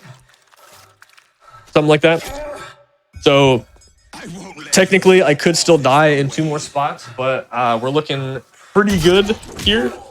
You'll also notice if you played this game before, a lot of these sound effects, including also the music, just kind of doesn't play here. Yeah. Because of all the stuff we've done. I think it might. My guess is it might be because that vacuum. And by vacuum, I just mean like when you go into space, your air meter starts because you're in a vacuum, whatever. I don't think that ever actually goes away. Because you never get rid of the 0G area the correct way. So I'm pretty sure that's why the audio doesn't function properly here. Didn't realize how broken this run was. This game has progressed a lot in the past few years. It already had a lot of skips, but we've really broken this game wide open in the past 4 or so years. Oh yeah, for sure. Yeah. It's a lot of fun. This game's got a lot of cool tech. Oh wait, I actually do need the line gun here. There's a really cool strat you can do here that does not save time, but we haven't mentioned it at all. But if you take damage in this game while reloading, it cancels the reload animation, but it actually refills your clip still. So you can do a really cool thing where you hit yourself with your own detonator mine to cancel the reload animation of this gun, which usually takes forever. But instead, we're just gonna destroy her with a contact beam just like that, get a 2-cycle. And the reason I had VSync on there is because it sets the game to 30 FPS. And for some reason, at 30 FPS, the marker just stays open longer sometimes, and you can do more damage. Not really sure why. It's a very weird quirk. I think it just takes more damage. Hey, Mystery, what's up? Yeah, I don't know. It's weird. But yeah, if you try and do that that's the final boss. Higher FPS, it will not work. So yeah, that was the final boss. It's actually easier than the first boss. Lol. Yeah, we joked that the tripod in Chapter 1 is the hardest boss in the game, but it actually definitely is in terms of going fast. And well, I don't know. I think casually Nicole is probably the hardest boss, but if you have the contact beam, it's not that bad. It's so easy. Again, the gun doesn't have a damage upgrade option, so it's pretty good. But yeah, so I guess, yeah, speaking of the game being broken, shoutouts to the whole Dead Space 2 community, especially for hardcore. Shoutouts to Epic Boss and Looney, other hardcore runners who've run this category with me. Looney was the first one to grind out sub 2 hours. Back when this route was a lot different. Nowadays, it more or less resembles the any% route with a few chapters being very different, but a lot of things being pretty similar. But used to be totally different, and yeah, been super fun grinding this category. People don't run it as much, partially just because it's hard and it's very punishing if you die.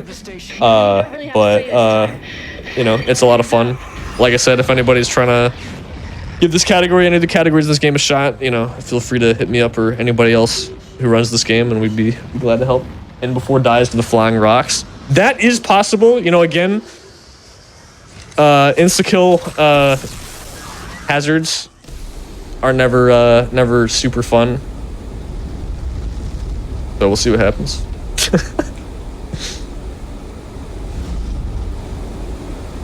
Oh no. No, Oh. Okay, no, we're good. it's like okay. Well, I mean, you just gotta. Okay. Oh, time coming in about a few seconds here,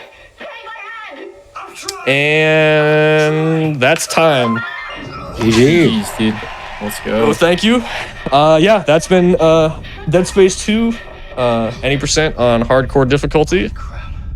Hope you enjoyed, and yeah, thanks for having me. I think we got our shout outs out of the way already, so yeah, just thank you for the GGs and thank you for watching. Glad I could share this game.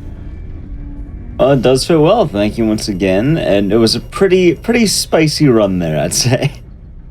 Yeah, just enough moments of some spooky stuff happening to keep everybody interested there. Only the one death. That's honestly not bad at all for hardcore. It can go way worse than that. So yeah, I think that went pretty well. What was the art? 127. RTA. Yeah. Yep. 127.25. That is not bad at all for a run with loads. So super happy All with right. that. I do want to say thank you once again, Sharkat. For anyone who did miss it, you can find Sharkat87 at the links on Twitch, I believe. But at Sharkat87. There's a lot of fun horror games, and I think Ratatouille as well.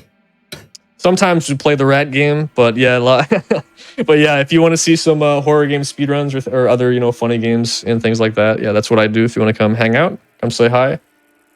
And yeah, I play this game a lot too. All right. I do want to say thank you once again to both of you for both the run and the commentary. And for Twitch chat here, we will be right back very quick. We do have one more run for you tonight, and it's going to be a long one. So I guess buckle up, and we'll be right back. All right, everyone. We are back from the break. Hope you enjoyed that run of Dead Space. It is absolutely just kind of wild to see how runners can really tackle some of the harder difficulties. And, I'd say it worked pretty well for the most part in the last run. That being said, we do have quite a long run for the, finale of tonight's show. We're going to be taking a look at The Evil Within 2. However, this time we have a special twist. I think last time we had this game on, we actually did feature Akumu, which notably for The Evil Within is a pretty difficult category. One hit means death. However, this time we have Classic, and we will talk more about what that is, but just understand that I believe this might be either similar to or harder than Akumu. Either way, I'll let the master himself tell you. We're going to be having The Evil Within 2 with Jigsaw Killer. So take it away. All right. Hello there, everybody. Welcome on in. Thank you, everyone, for joining in this late into the stream. I'm Jigsaw Killer, for you guys that don't know. I'm a speedrunner of the Evil Within games. You may have come across my videos on YouTube and so on. I've done some speedruns, made some guides, and yeah, tonight we're here to showcase the classic difficulty, which we'll get into right here. But yeah, we're gonna select new game here. I'll give a countdown here in a second. So classic modes.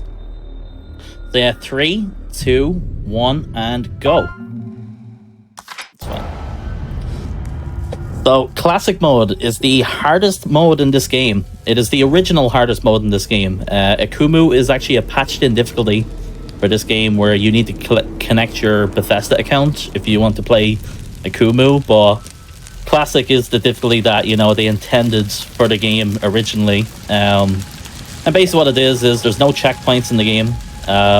You're limited to 7 saves, and you can't upgrade your weapons, nor there's 2 ways to upgrade in this game. Either with gel upgrades, or you can upgrade your weapons. You can't do either on this mode, so yeah, we're in for a pretty crazy ride here. And as we go, of course, I'll be explaining what's going on and the caveats to the strats that we do in this game. There's also hidden little details in the game that they change with this mode compared to Nightmare difficulty and Akumu, in which Nightmare difficulty and Akumu are like the same thing, just besides the one-hit kill. Where are you? Oh God, And before we progress on here or explain more, these games tend to have a long intro, so we're gonna have all the time here to explain what's going on in the game. So this is all just straightforward stuff that we're doing. Very straightforward gameplay. One little detail here: if we crouch and uncrouch here, this will skip a little animation that happens going up these stairs where you get staggered for like 2 seconds. No idea why it prevents that, but literally if you crouch and uncrouch at any point at the stairs, it'll stop that stagger from happening, and you save like a second or two. That's a small thing there. Bastion? You're awake. Yeah, classic and Akuma are different. Akuma is you die, any damage you take, you die.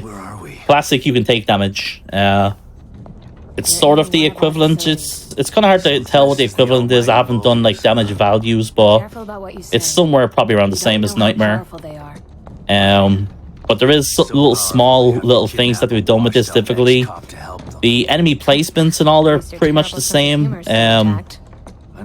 But compared to Akumu and Nightmare difficulty, bosses' health are lowered on classic mode, and there are less enemies in certain sections, like the firewalk section. There will be less enemies there in classic. So they, my guess is they probably added stuff like that in to go, to kind of level out that you can't upgrade in this mode.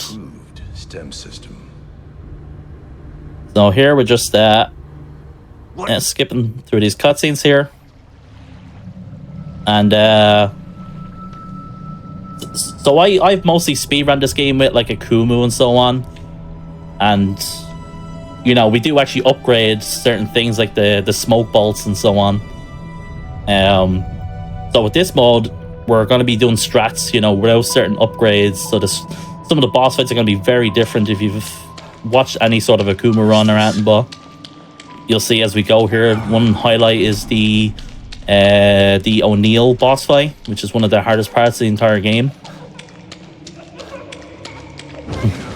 Dad, help me! Yeah, once again, I just want to thank you guys for all being here, by the way. This run's happening very late, and I do know a lot of people from my community have come over to watch me here, so thank you everyone for being here.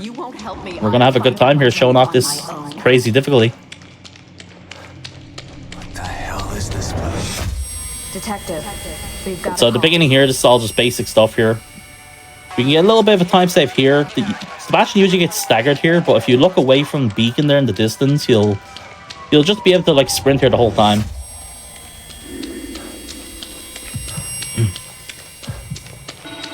Yeah, O'Neill is the Harbinger, which is the flamethrower guys. What the? And if you guys are wondering, I'm from Ireland. It's just nearly 5 a.m. in the morning here, so perfect hours for playing a horror game. Photos of a bunch of Mobius agents here. Perfect horror gaming hours. A cat. All right, so we just go here, kitty cat. Just gonna run here to trigger the mirror. Just like Beacon. Should be So- a way out. So yeah, if you're unfamiliar with this game, this is very basic gameplay you're seeing here. Both, even within games, have like a really long intro.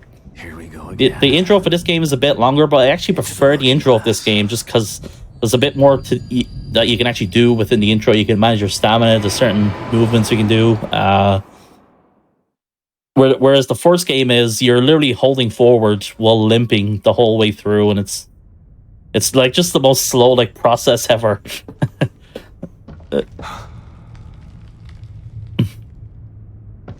Yeah, I'm from Dublin, Egyptian.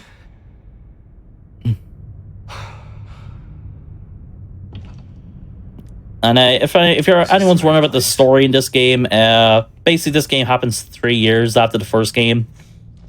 From the first game, Sebastian was believed that his daughter was killed in a fire like many years ago. But then this game happens and he finds out that his daughter is actually alive and she's been used to run this new STEM system. And that's why he's in STEM again now.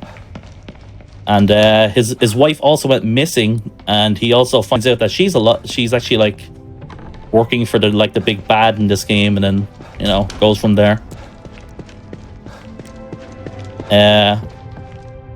Also, by the way, awesome run by Shark Hat there. I was going to point out that both the runs that we're doing are the difficulties are extremely similar. They're both I believe hardcore is no checkpoints, limited saves and all that, and I think hardcore is like automatically set to like survival difficulty or something, or survivalist, One of the search team. wherever the survival difficulty is on Dead Space 2. I think it's like automatically set to that. So yeah, both games that are being ran and today are like extremely similar. We're in. Kind of a nice coincidence.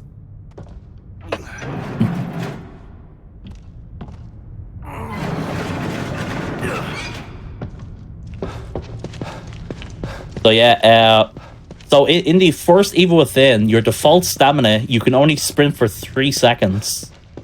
And in the sequel here, they added up to where it's like 10 seconds or something, which would be like the level 5 upgrade in the first game. And the reason why they did that is because it's the sequel is now like a semi-open world game compared to the, you know, the first game's like a set level linear kind of thing. So upcoming here is our first little thing that we're gonna see Stefano here, the awesome antagonist of this game. There's a little funny thing we can do here with Stefano.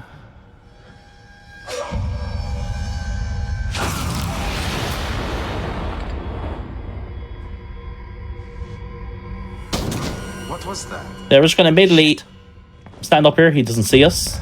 He just stood up there. He doesn't see me at all. From the way here. So everything I'm doing right now is very specific. You have to do all these exact movements or he will see you. You have to like cover over to the wall, keep crouching here until you get through the door. And by the time we get about here, we can start sprinting now. I gotta find a way out of here. That's kind of like the fastest way to get around Stefano there. Like if you try to do anything there quicker than that, you try to kick open the door or anything like that, he will hear you and kill you. He just teleports and yeah, it's over. And obviously you don't want that to happen in classic mode. And another thing introduced in this game for the sequel was the cover system, where if you press circle, you can cover against the walls and so on. This is very good for speedrunning, as it makes you sprint to the wall from a far distance and it recovers your stamina as well.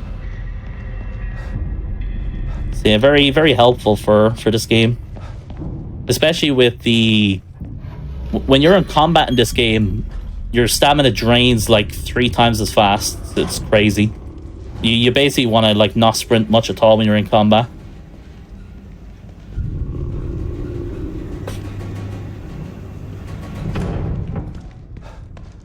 Alright, so just way through here. So these are all just the intro parts of the game. The game's giving us all the, you know, the spooky stuff, getting us into the... kind of just like dragging us up through the game, getting the hype for it going. So these are all triggers we're doing right now. Gonna see Stefano here again. Jig Snap. It's one of my emotes there on Twitch. I have an emote of Stefano taking a picture.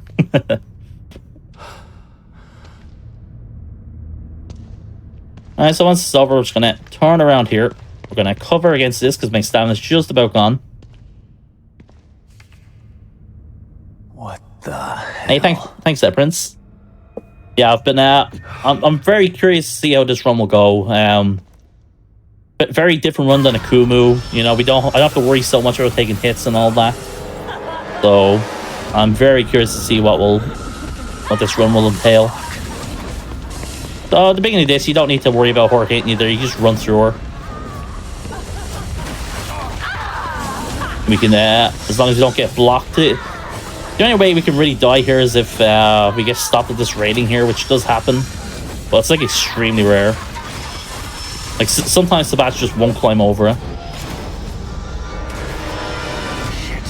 This part here, you're completely safe until you click. Like, she will not enter this room until you click on the ladder there. So you're completely safe in here to figure out like where to go.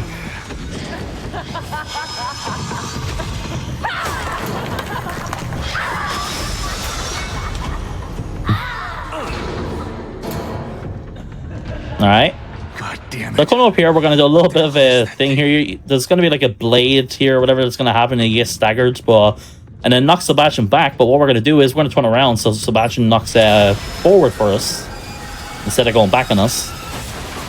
And we avoid like taking a hit from the blade there, which doesn't actually matter because you take a hit from Stefano coming up here. That's a neat little thing you can do there.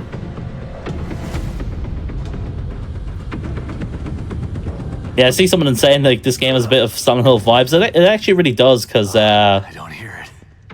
we're about to like enter like a sort of semi-open world town, very similar to Silent Hill. It definitely has the Silent Hill vibes to it. So this monster here is called the Guardian.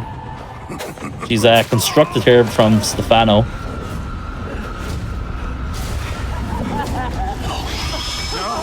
Alright, we've prompt here just to spam through.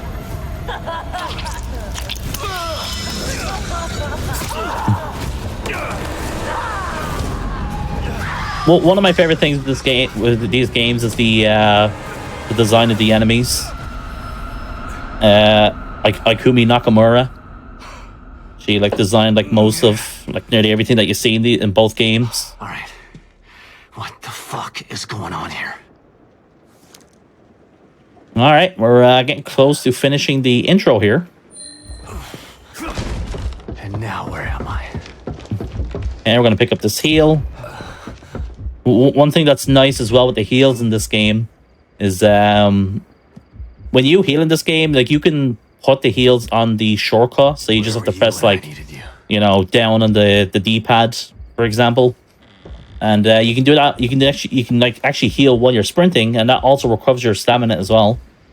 Maybe this is the right place. So you'll be seeing me do that a few times in the run, at certain points, or if I'm in combat and so on. Lily, I hope you're here. Yeah, we'll just get through this. I'm going to put my handgun and the heal on my shortcut there. Kidman. And now I'm going to let my health recover so we can actually sprint again. I'm going to go over here and actually let my thing help recover there quick enough. Okay, I'm just going to grab this herb. Alright, there we go. I was waiting like so long for the game to heal. You have to be like walking normally, or not sprinting, to get the heal there. Yeah, I'm just gonna like heal now just in case. Don't worry, Sebastian.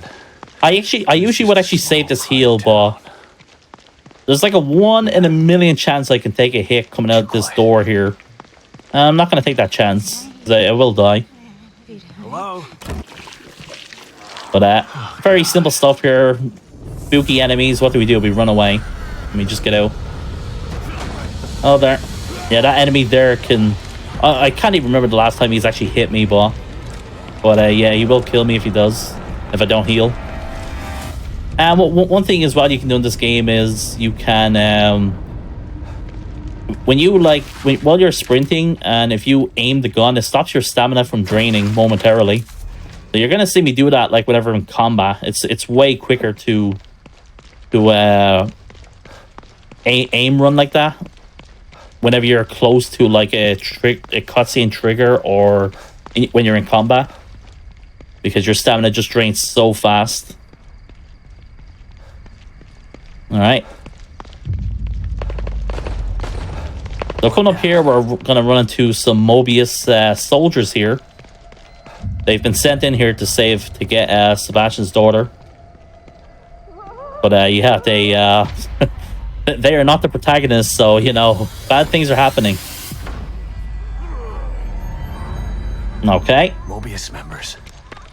Some of them are still. So we're just gonna run over here. Just gonna grab this herb here. We'll grab this bottle as well. Everywhere. And we're gonna run beside this car and wait. Why are we waiting here? Well, you're about to find out. Enemy spawns in, and we just kill him. Okay. I'm just gonna slowly get through here. So what we're doing here is a bit of a safety strat. There is a quicker way of doing this part, but it could be a little bit risky. You can take damage, so we're just gonna do it this way. It's not too slow, so.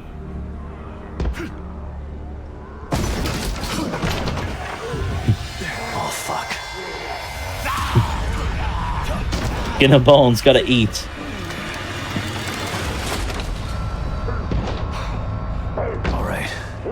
Okay, so we'll go over here, grab this heal. There's a kind of like a long cutscene incoming here. It's let's see if this cutscene will skip automatically for me. Yes, it will. It's kind of RNG if you can skip this cutscene right away. It's like the game has to load the cutscene in or something.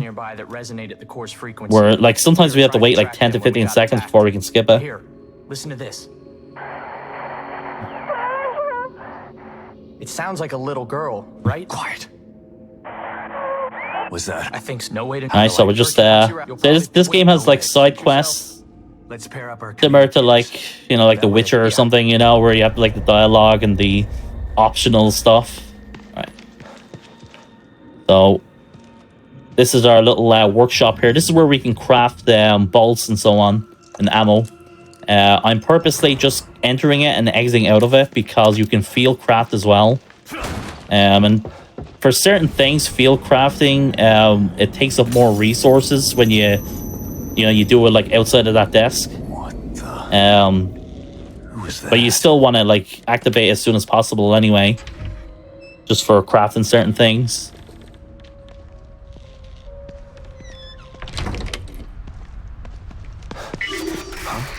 And yeah, here we go. Here comes like the meat of the game now. We're in the first like open section now. And that little radio thing we have there, that's like kind of like the guide is where to go. It'll guide you to go to like the main quest. If you want to, you can go like right for the main story if you want, or you can choose to go for a side quest. I gotta try to find that signal. Alright, so the first thing I'm going to do is just immediately run down here. And we're going to go for one of the most powerful things in the game, the crossbow. It's called the Warden crossbow in this game. In the first game, it's called the Agony crossbow. And here we're going to use the cover system to get through here. And there's enemies right to my right now. They did hear me right there, but they didn't fully enter combat. And there's like a cutscene that happens when you pick up this. This will stop the enemies coming for me momentarily. But once I gain control of Sebastian again, they will start coming for me again. So I need to be a little bit careful here.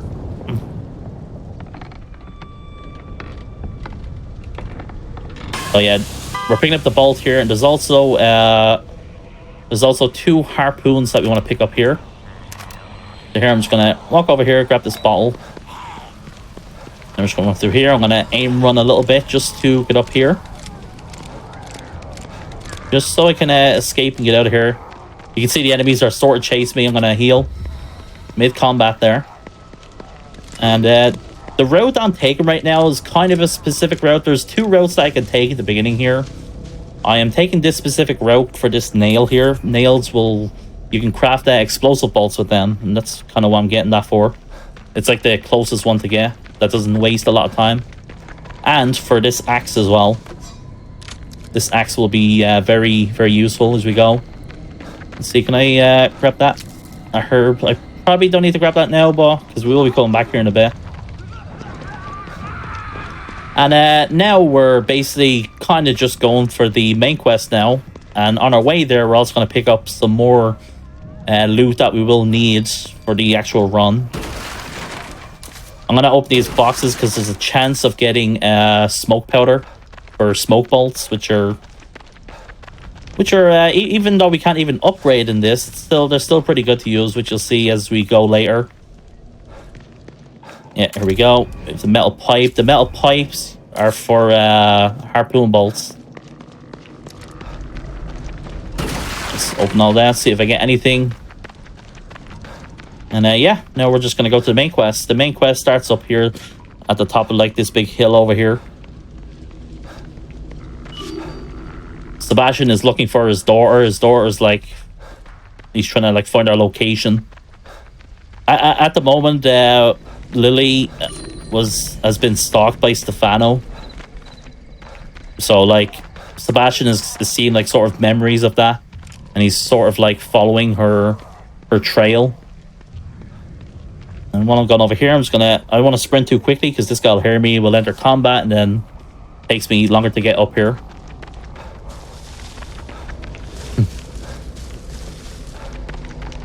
Alright, I'm just going to equip the crossbow now.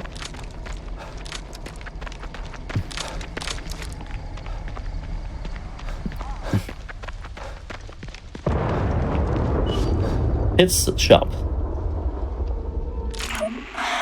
There's a possible glitch that can happen here. It's not like a soft lock kind of glitch. It's actually a glitch I'm kind of hoping happens because it's Lily, it's funny to look at. you here? It's Dad. But there's some like triggers for this door here. Where sometimes when you click on the triggers, it just doesn't work. It breaks. But like the game acts as if you click the triggers anyway, and it completes the whole like sequence that happens here for you. How do I get in there? It can happen like at any point when you're clicking any of these prompts here. It hasn't happened. I think we have one more chance for it to happen here.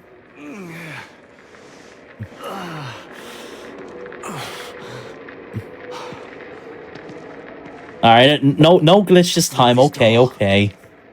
She's been here. Okay, sorry guys, we have to deal with an optimized video game. I apologize, everyone. Trouble. Someone's Darn. chasing her. I should check out around back. But basically what can happen when I'm clicking on the doll there, literally nothing will happen, and the doll will just like float in the air as if Sebastian's picking it up. So I was hoping that would happen just to look at it.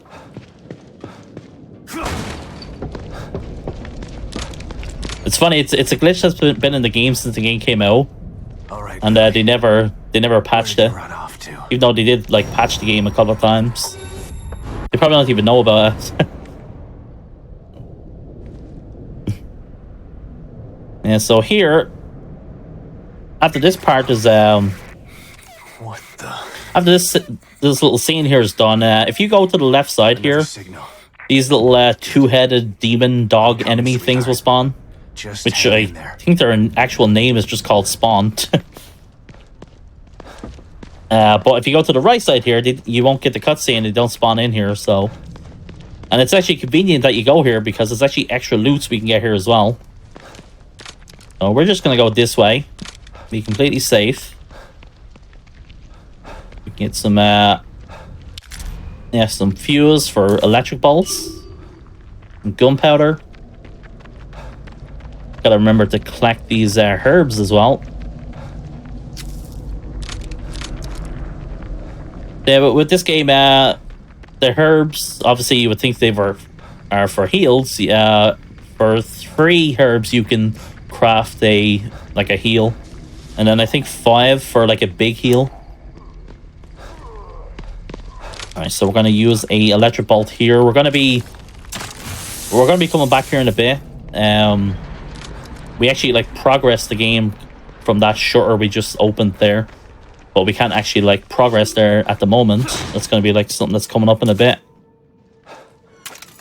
We're still like tracking Sebastian's daughter at the moment.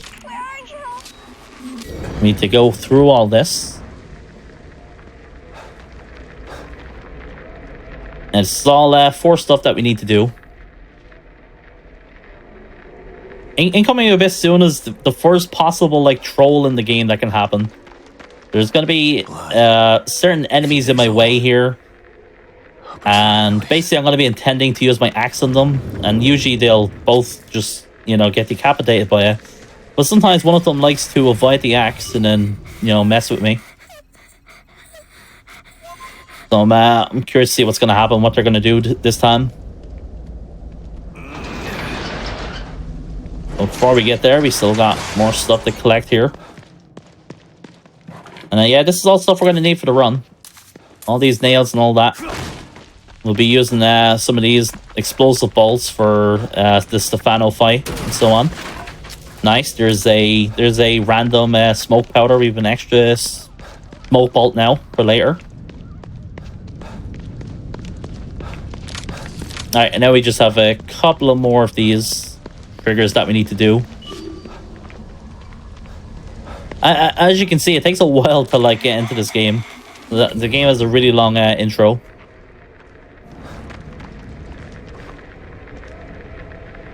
Oh, thank God. Yeah, fingers crossed for the O'Neill fight. It's not for a good while, but yeah. Thankfully, O'Neill is not as bad on classic as the Kumu. Stopped here to hide. Since I have to rely on him, like if he hits me, it's not that bad, but the strats are completely different as well. So, also, I did not mean to climb that. Sebastian automatically climbs stuff if you're like sprinting, like close to something. She must be in that warehouse. And yeah, we want to enter this warehouse here. And in order to do that, we need to turn on the power. And before we do this, we want to see this this lost over here. So this lost over here, I'm gonna wait for her because if I just like continue to sprint here, she would go this way instead, and she would come up like this building we're about to climb up on. So just to make sure she doesn't mess with us, we're just gonna wait there a second, so she'll go like to where we came from, just to make this part a bit easier for us to get through. Okay, we'll just go here, just come over here. Axe the lock here. Alright, good. We got both of them with the axe. In case you don't know, depending on where your camera is facing, your animation with the melee is different. You will do a quicker animation if you have the camera in like the middle of the screen like this, like I am right now. And if you aim the camera down or upwards, you'll actually do a different animation. The quickest animation is if you have the camera in the middle of the screen or facing forward, I guess. Shit. And that's usually the most consistent decapitation as well.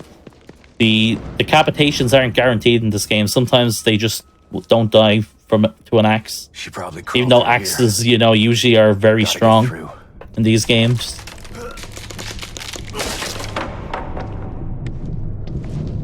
She's a brave and resourceful little girl. She's gonna be okay. Yeah, we're just sprinting through here. I'm gonna slowly go here because there's an enemy right there. If you like slowly walk there, he'll despawn. But if you go too quickly, he won't despawn then. And then we don't have to worry about him. We can just run here. If we were playing Evil Within 1 right now, we would have entered the grab animation right there. But not in Evil Within 2. It's way more balanced. The Evil Within 1 is very unforgiving in that way. And here, if you don't know, if you don't pick up the shotgun in the sort of like mini side quest house, it spawns here. Nice. I'll take it. Very convenient for speedrunning. Put that in the shortcut.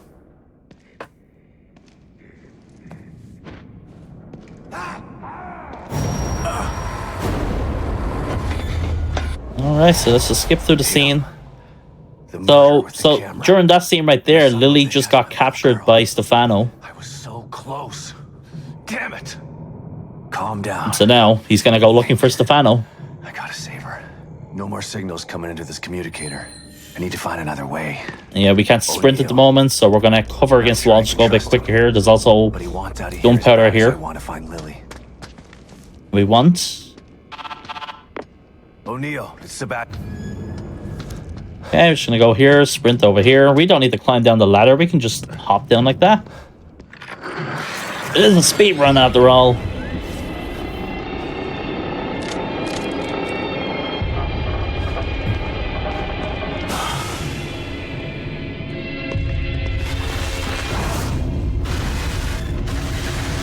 Yeah, so incoming soon here is we're gonna have to deal with 3 of these two-headed demon dog things. They're called the spawn. We don't have to kill them. Well, actually, the devs kind of intend you to kill them because there's like a cutscene that happens when you kill them to escape, or there's a gate that's closed.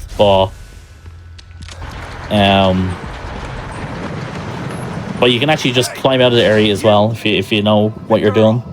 Where is she?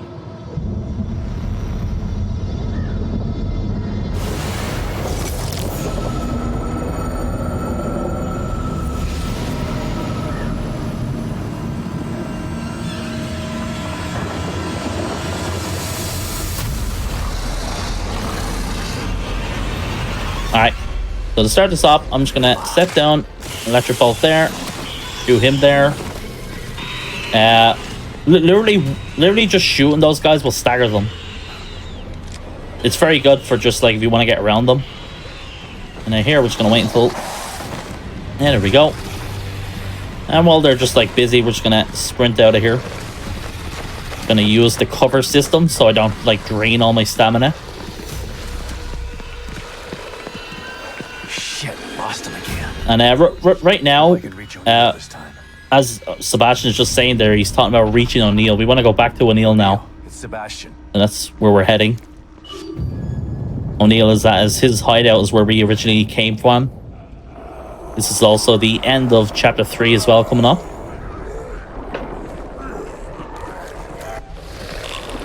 Also, if you look at the bottom right there, you can see a floating knife, which is held by the hysteric enemies. One of the craziest enemies in this game, actually.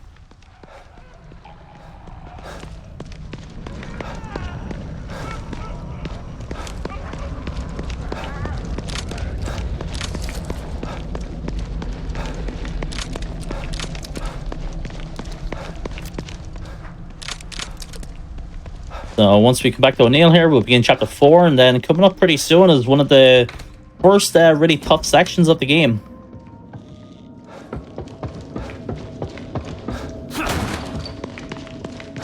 Alright, Now. let me just go through all the dialogue here. But it's Where's the... all marked. Looks like once you're in that should take. You could've... Maybe so, but I couldn't have given you this. The passage, my communic. You'd never make it through alive without this. Deadly gas leaks, huh? Thanks for saving the worst for last, O'Neill. Based on what You're not helping. anything else. Okay. So he just gave us a gas mask there. There is a certain area that we need to go through that's filled with gas. And also during that, we will not be able to use our weapons and so on in the area. Because it's, I guess, like the area is like flammable and so on, maybe. Something like that. I also just crafted electric bolts and harpoons. Those are...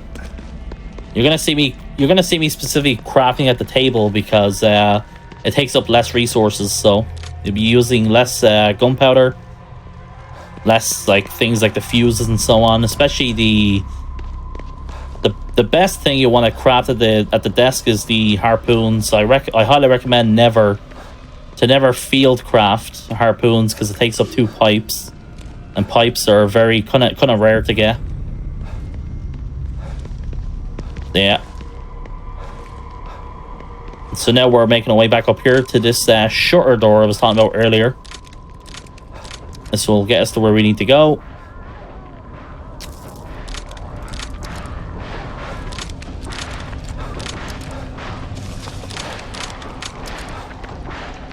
And coming up here, it's going to be a very kind of a specific enemy that screeches at you and drains your stamina completely, which is kind of really like a really annoying mechanic in this game because, you know, your stamina doesn't drain fast when you're in combat as well. So, but we do have the cover system and all that. So, all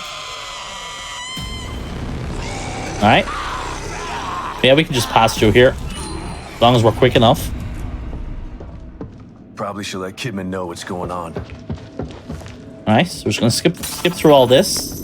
Kidman. Grab this gunpowder here. Not the note. That's our first smoke bolts. So this is the computer O'Neill was talking about. Now this is classic mode. There are no checkpoints in this mode. But if something goes like really wrong or if the reset's fine, I have emergency saves and all ready, so we are pretty much good to go. And I say that now because coming up here is one of the toughest parts of the game here. Even though really it should be easy on paper, like the strat that we do makes it easy, but the enemies just like the troll. It's really reliant on like how quickly the enemies move and so on. But yeah, I'm very curious how this is going to turn out. We need to kill a certain amount of enemies in a very quick time because the main enemy of this area we need to kill to progress through this part quickly. And one thing as well, a lot of people, if you play this game, you might know that at this part you can just there's like a ladder in this area, and you can just like stick in the ladder for the whole fight, and then the door opens. But that's actually 2 minutes slower. It takes up to like 2+ minutes for the door to open. So it's way quicker to kill all the necessary enemies here. And yeah, the door will open quicker. It's literally about 2 minutes quicker. Alright, so here, that's going to be a puzzle we need to solve here in a second. So all these enemies here that I'm attacking, these are all necessary to progress. He's supposed to die from a headshot there, by the way. But thankfully, this part doesn't begin until I solve this puzzle, so I had all the time to attack in there. Yeah, should be fine. Okay. So, really, I only need to kill, like, I think it's 5 or 6 enemies. This guy here I don't need to kill, but I'm going to do it just in case I get really bad RNG here. So we're going to run up here. We're going to wait for these guys here.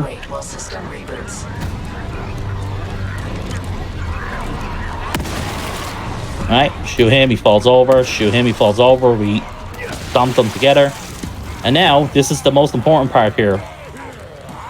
We axe these 3 guys together. There we go, beautiful. And the last enemy incoming here that we need to kill.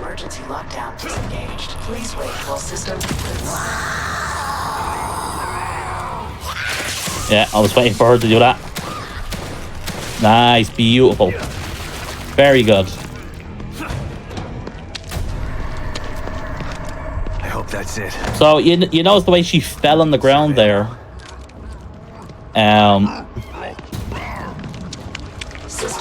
So what happened there was, so you know the way, if you play this game, you'll know when you shoot enemies in this game, you do enough headshots to them, kind of like half their head comes off, basically. And that's what happened to her there. Jesus, the smell. But if you like do like enough headshots and like shoot her head off where it doesn't actually kill her, but like half of her brain is like hanging out. If you do that while she's in the electric bolt stagger animation, it makes her fall on the ground, and you can just stomp on her then, and it's an insta kill. It's very specifically timed. You need to specifically set the electric bolt on the wall so it, you know, she has to walk into the tripwire. Whereas if you set the electric bolt on the ground, it would just go off immediately when she gets close to it. Which you need to start shooting the second that she gets affected by the electric bolts. So everything I'm doing there is like very specifically timed. So this is the dreaded Thanks, O'Neill. I'd never make it through without this thing. Alright. So now we cannot use any of our weapons here now. We're completely just, yeah. We're completely screwed here, basically. Yeah, we should be fine to just run through. She doesn't attack you right away. Most of the enemies don't attack you right away. Like, whenever an enemy sees you in this game, they usually have to like do some sort of animation and scream at you before they start attacking you. Like this enemy here. This is going to be very important for getting around this enemy. You hear that? Nice, very good. Alright, let's do that. Gonna slowly go by here. We're not gonna take any risks with her. Okay. Yeah, she is an insta killer. She grabs you, by the way. So so yeah, we need to be extra careful with her. But like I was saying before, if she wants to kill us, she has to screech at us first. So she does this big, long-winded screech. And then we just have all the time to get out of here now. Thank God. That mask smelled terrible. So yeah, I like to throw the ball just to distract her, just so we can initially get around her to turn on the power. And then on the way back, just let her see me, because she has to screech before she can actually, you know, attempt to grab me.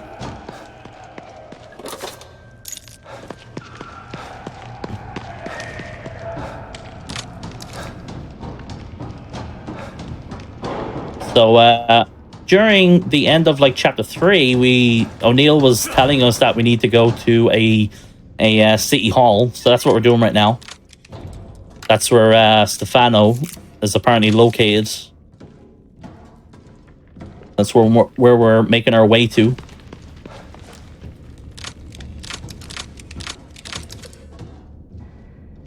And once again, if you're just joining us, we're playing on classic difficulty. We cannot upgrade in this mode. You can't do any weapon upgrades, no gel upgrades. Here it is. My way back into Union. So we're going, full on with what we just have with our weapons, which actually isn't too bad. We still have, our weapons are still powerful enough, especially if you know the mechanics of the game. Making our way downtown, yeah.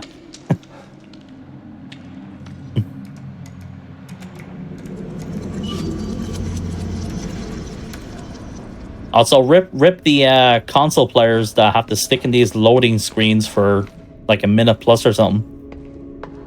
The loading screens in those are really long on console. I imagine they're probably quicker these days after the game's been patched, but I remember a few years ago when playing this on PS4 and all that. Yeah, the loading screens there were really long. Gotta stop this guy and save Lily. The more beautiful locations here. This game has some amazing sights to it. It's him.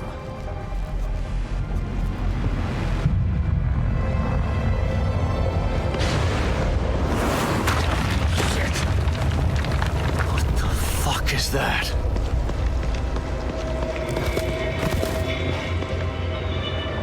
Yeah, so once again here, we're gonna run into the Guardian from the beginning there that was chasing us. Now. Yeah, just you, asshole.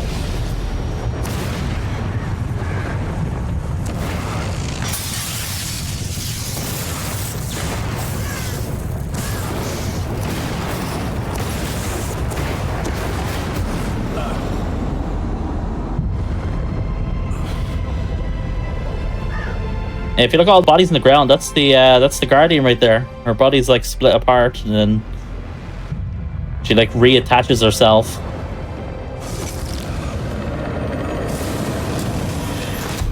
There she is. So we're just gonna run to the left here. So there's two ways to do this part. You can kill her. You can take her out. Or you can just like avoid her and escape from her. Which for speedrunning is way better to do. You don't have to waste resources and so on. So we're gonna go here, shoot that, get out of the way. Set down a electric bulb here. Alright, that should be enough. One thing I actually wish I saved was a heal or something, just so I could use it here. Just to help with my stamina. Another explosive bolt there I'm going to use. Or a barrel there I'm going to shoot. And here, we can get some explosive bolts. Or just hang in the wall. Alright, where's she? Yeah, she's not even close to us, so she won't catch up to us.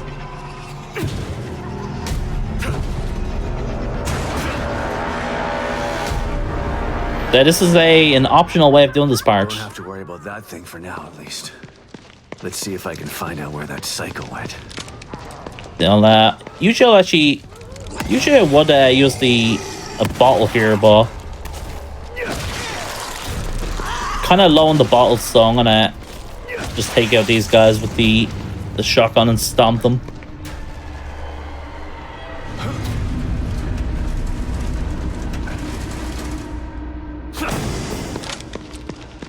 So going this way here will also change where there's like a Mobius soldier that's here, and his position where you like show up to him changes depending if you've fought the Guardian there or you escaped like we just did.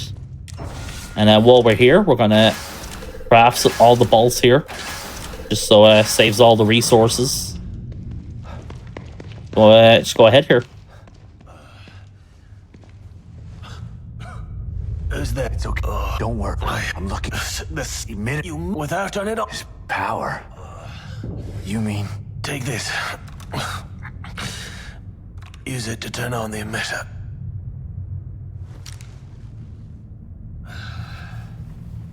So yeah, this like emitter thing has something to do with like the powers of the the antagonists that are within STEM here. Could have gotten more info. Don't worry, Lily. In which we're on our way to the emitter here. It's on like one of the floors here coming up.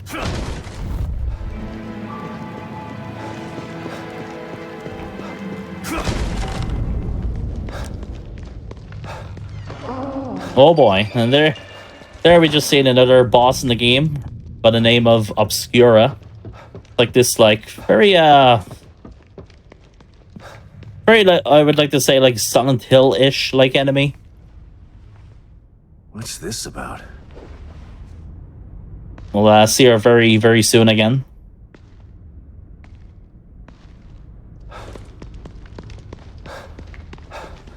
And so here we have a very basic puzzle. We're just gonna put these on this mannequin here, the flower there.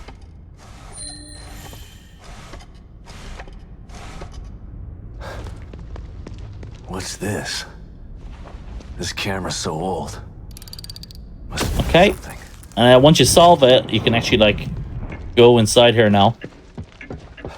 So to progress here, we need to like light up all these pictures. So I'm just gonna sprint into them. And to get the last trigger here, we want to face the camera away from the wall behind me, and then pick up this that paper. This will get us the trigger to like progress here the quickest way.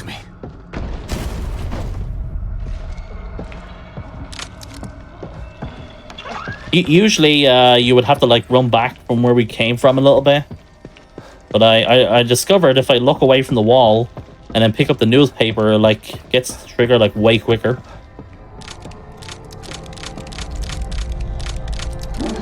Alright, so just wait here now. So a door will appear behind me right now once Stefano stops talking here. And it only spawns when it's off camera, so we're just gonna stand here and wait.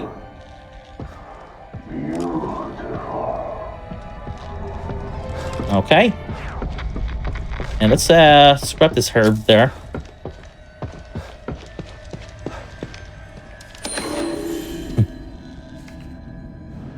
Another one. But what's he after?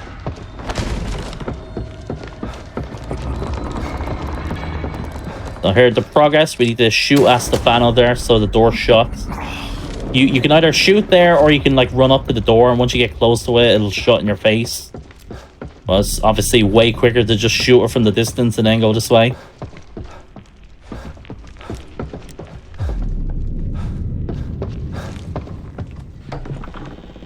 Okay.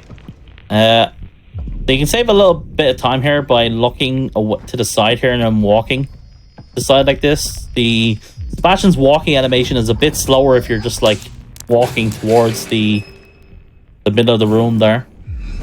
The mini little time save we can do. And here's Obscura again. What are these things? Obscura is a very unique boss fight here. It's not a traditional boss fight where you're just like taking her out. It's a more of a timed battle. I'm gonna grab this ammo. This has to be the emitter. So there's gonna be like a countdown in this fight. We need this timer to count down. The timer counting down is a good thing for us. We want that to happen. Must mean this communicator. And Obscura is gonna be her job is like to stop that from happening.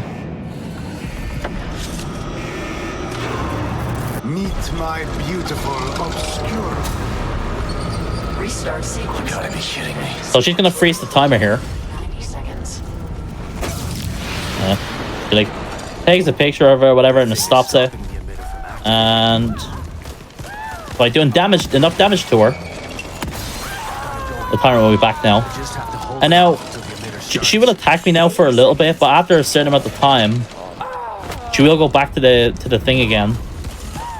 But if you know how this game works, you can like 70 seconds. you can keep her like completely away. from this from this emitter thing here. If you stay close to her. So we're gonna stay here. We're gonna bait out an attack. Alright, stay here with her. 50 seconds. Alright, she's gonna turn around. No. I don't want to use too many of these on me. Hey. 40 seconds. So we're just waiting for the right timing here. 30 seconds. Okay. She turns. We bait her out. We're just gonna watch for what animation she does. 20 seconds.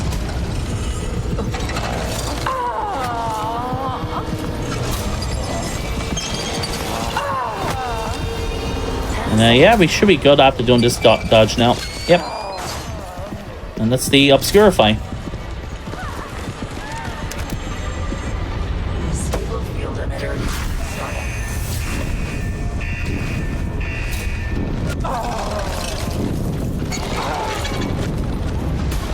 Obviously, a fight like that is very nerve-wracking to do on a Kumu, where you die in one hit. Is this the right door, that nah? Let's see. I think it is, yeah. Stabilization procedure completed. Great. Saved my own ass. But what am I supposed to do now? If he's gone, he didn't leave Lily here. Where did he take her? Should give Kibben an update about this.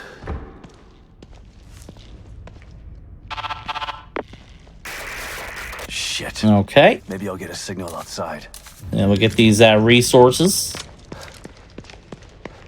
Now, if we used up more heals, there was another heal I could grab there. But we didn't actually take too much damage, so we're good to go. There's certain points in the game where I will purposely take damage just because, you know, when you heal in this game, you recover stamina, so you'll see me purposely take damage at a couple of parts. Grab that. Here we at the end of chapter 5, I think it is.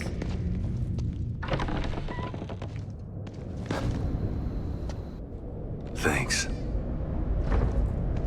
Gotta figure out where he took her.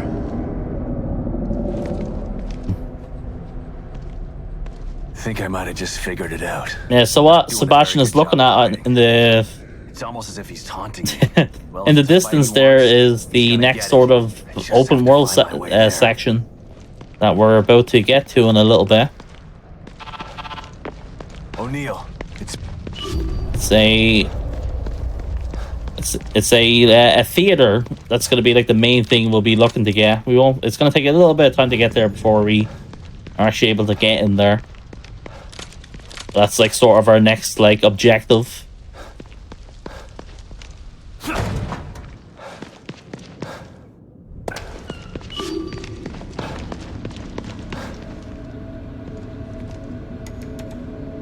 So coming up a bit soon, I'll make a safety save incoming. I do have a bunch of safety saves already. Just a certain... This game is a little bit prone to crashing. There's certain parts of this game has crashed like a few times. I have to say, the game has not crashed to me during any of the practice that I've done in the last week now. But I'm just like... Okay, it's gonna happen at the GDQ run. I'm just gonna predict it will, you know.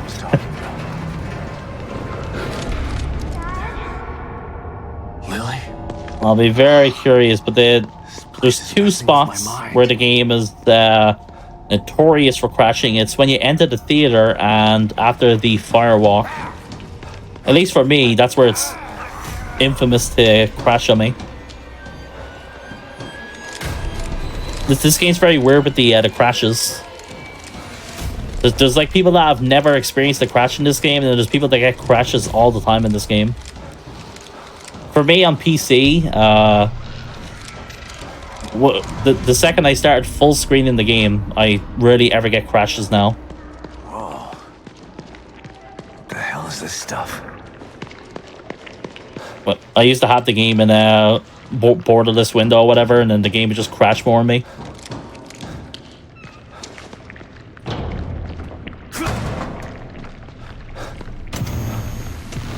Okay, so just do more covering here to progress. Listen to yourself, Myra. A secret society abducted Lily and staged her death. Do you realize?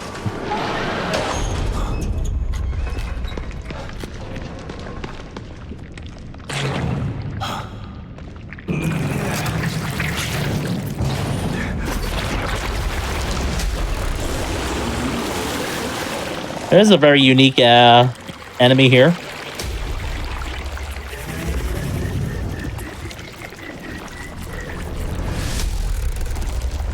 Let's see what Sebastian says here. Good God, look at the size of that thing. Maybe I can sneak past it. Yeah, maybe I can sneak past it. Yeah, definitely sneak past it. Yeah, for sure, we'll sneak past. Alright, sprint through. I gotta get the hell out of here. This is where the cover system really shines. Like, the game just allowed me to, like, sprint the whole time there, and we don't have any, like, stamina upgrades or anything.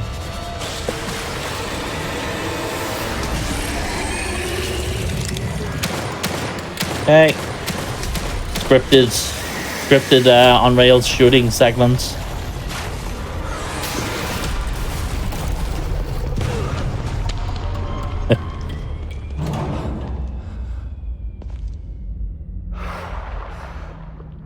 I thought this place was supposed to be fucking stable. Yep.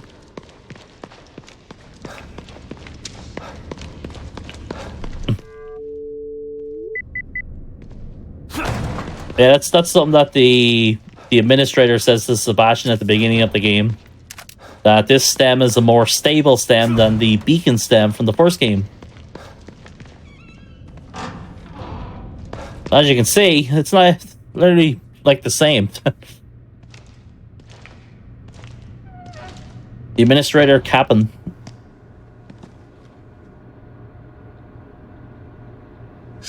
Here we're introduced to another side character, Hoffman. That means we dock, but in this is You're psychopath, but they don't care. Can you think of? Yeah. Then maybe destroying. I'll keep he's whole. Right. Let's pay our review. Still, regardless, feel free. All right, nice talking. Nice chat. All right, get the gunpowder and go here.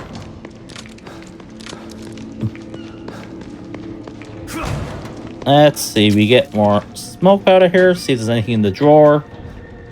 Just hoping for more gunpowder or fuses.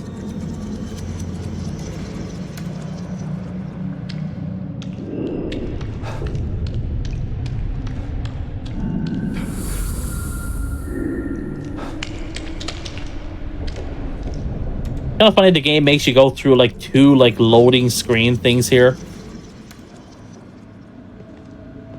All right, so let's collect these. I think there's everything there. Let's go make a little emergency save here on one of these saves here.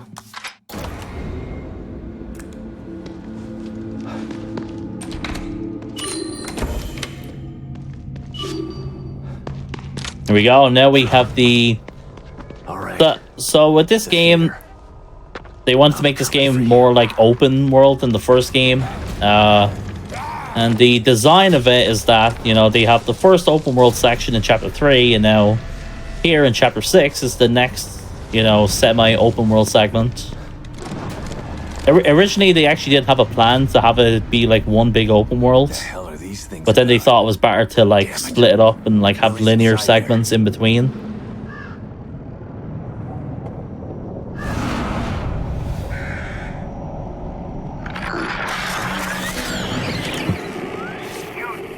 Alright, so we need to click on these pictures to actually progress here. Time to put Hoffman's theory to the test. Okay. Alright, we're on Chapter 7 now. So right now, those pictures we were just looking at, we're going to see those pictures coming up in two spots, and we need to destroy the pictures and go through like a little mini segment, and then, the picture will like disappear at the theater, and once you get rid of both of them, we can now enter the theater. That's going to be the thing we're going to do come soon. Also here, that enemy we just passed by here, just going to be another one around this corner here. What we're going to do here is we're going to specifically Sounds like someone's in trouble. do that. But what I just did there was I was pre-aiming the bolt there before I turned the corner. Because when they enter combat, they just completely ignore the electric bolt stagger. So basically I set down the electric bolt before she has time to see me. Or she will just ignore it. So we can just use the electric bolt on her and just get around her. And I also grabbed a... So this is his art? It was a ammo case, I think it was for shotgun. For shotgun ammo, for more capacity. I'm gonna stab the shit. Usually there's like a big long animation when you're picking up those, but when you're in combat, you pick them up instantly. So there's strategies you can do in the game to pick them up quicker. Alright, and here we are with Obscura again. She's back. Bit of a RNG segment here. Once again, we're not fighting her. We're just, we need to get this key here. And depending where you move now, she will move her position. So if I move to the little bit to the left here, she should like go to the left side here now. So maybe I can sneak by. Yeah, she's right behind me now. If I were to stay like where it came from, she would actually be blocking my way. And just making it more difficult for me to get around her. So I'm gonna set down electric bolt. This should help me get out of here. Yeah, that's fine. Really, mostly you can get away without even using anything there. But just to make sure that we can, we'll use an electric bolt.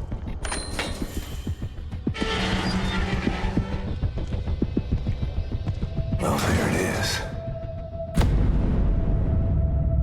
Monka S. Okay. It's okay. I was actually intending to take damage from these, but not this one exactly. It's actually we're gonna be we have to go through two of these little electric segments. I usually intend to take damage from the second one, not this one, but it's still fine.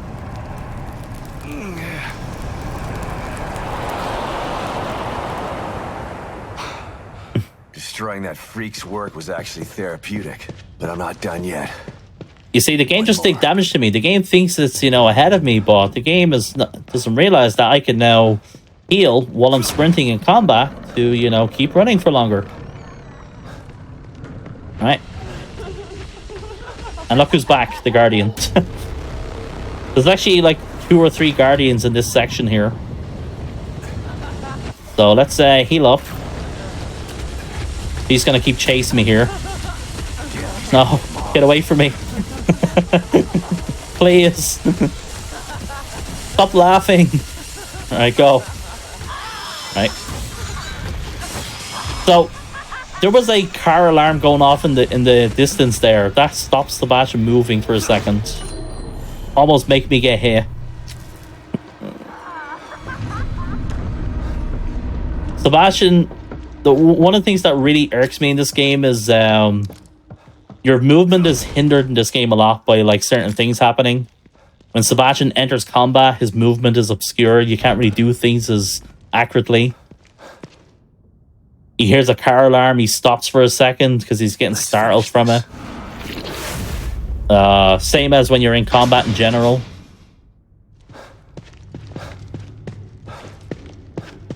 Also, look at the carpet. Nice shining reference.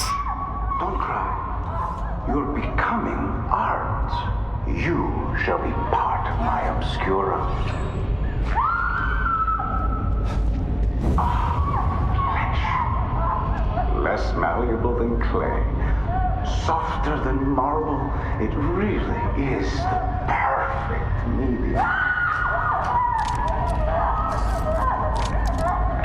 Alright, so we have to wait until this is done, until we grab this key here. That's just like on this hand. Alright, grab the key. Alright. There's one of the funniest strats we can do here in the game. There's like all these like enemies here. Let's just sprint through here. Hey, just run. Don't mind me, guys, okay? I'm gonna be out of your hair in a second, okay? I'm not even here, okay? I'll see you now. Yeah, you don't have to worry about them. You can just sprint through and that's it. They just, yeah. If you just run through, you can just, they won't even bother you. It's kind of funny because they do alert and all that, but they just, yeah. They just ignore you.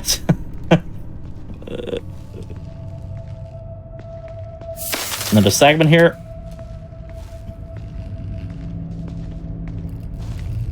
Right, no kappa here. I am going to take damage on purpose here. Okay. This is not a kappa. I did that all on purpose. Don't worry. You'll see why soon.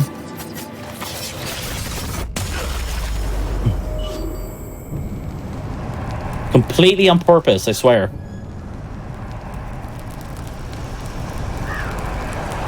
Alright, so another Monka-S part coming up here. So the game is prone to crashing here. When you enter the theater, so head back to the theater and see if I can get in. We're going against RNG here. It's out of my control if the game crashes or not. And just the Guardian, she ignores you there if you wait a little. Okay.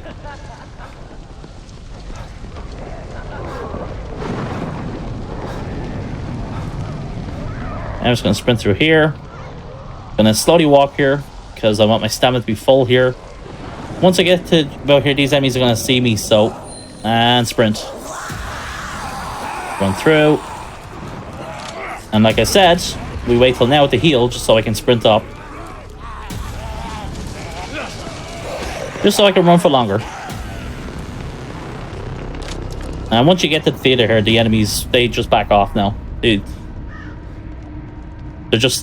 not allowed in the theater, basically.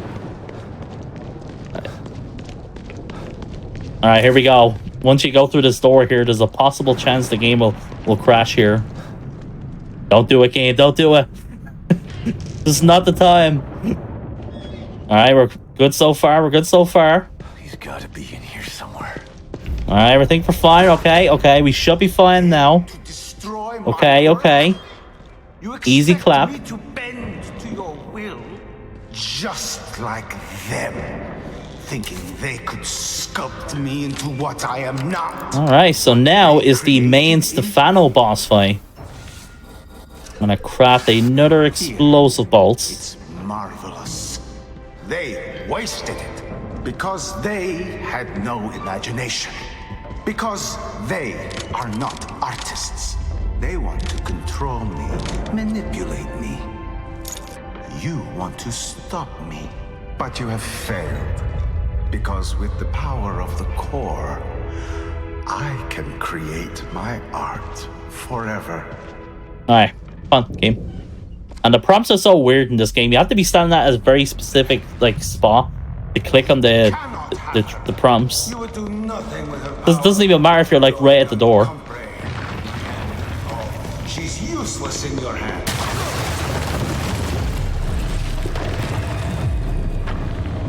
Here comes the Batman Arkham Knight segment. The lights.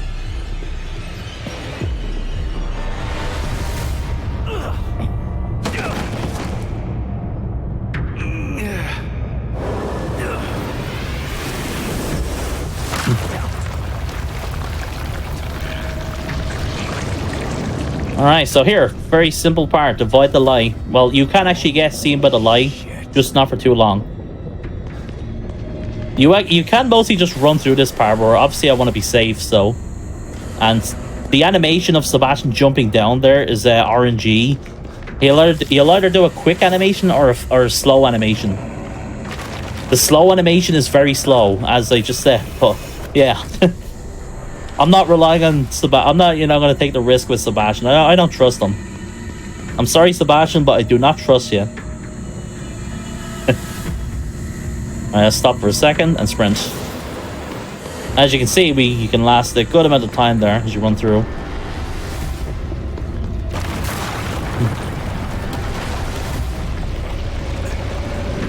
And yeah, that's the segment. Pretty straightforward for speed running.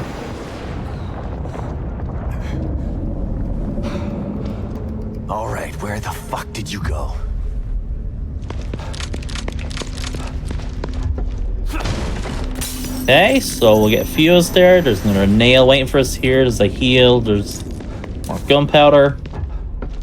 Wow, I wonder why the game is giving us all this loot right now.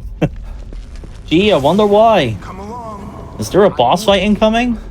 My next piece made the So here again, we're just using all the walls for covering so we can save stamina.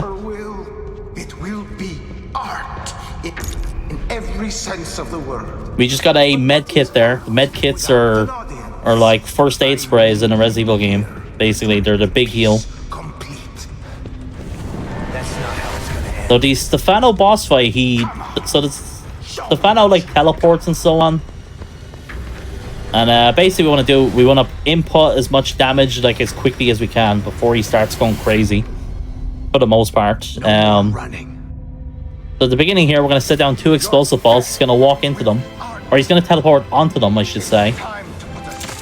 So, I'm going to do that. Alright, teleport. Here we go. You're beginning to annoy me. This is going to hurt. And everything I do is very specific. Like the very beginning of the fight, I aimed the camera down. That actually changed like how he teleports and so on. So right now I'm just gonna wait for him. Do his thing. Alright, that's the first phase.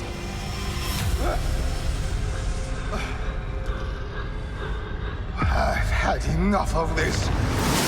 Here. Oh, look at those visuals. So cool. Okay, so here I'm going to set down 3 explosive balls. He's going to spawn here. Or he's in a bit, he will.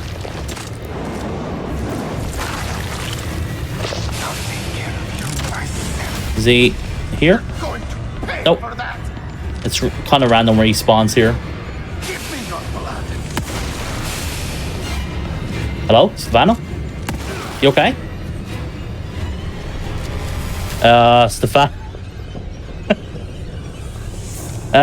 Stefano.exe has stopped working.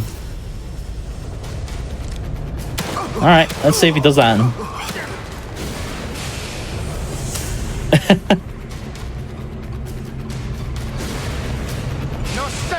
Okay, I really need him to go over to his spot because this is really bad if he doesn't.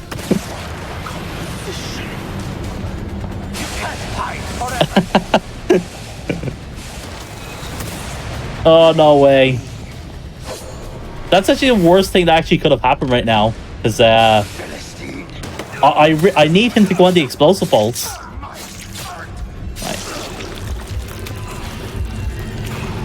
Right. Man.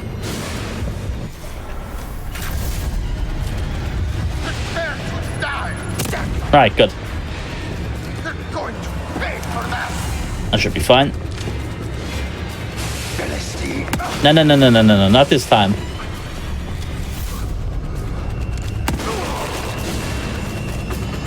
Right, he's doing the multiple teleports here now.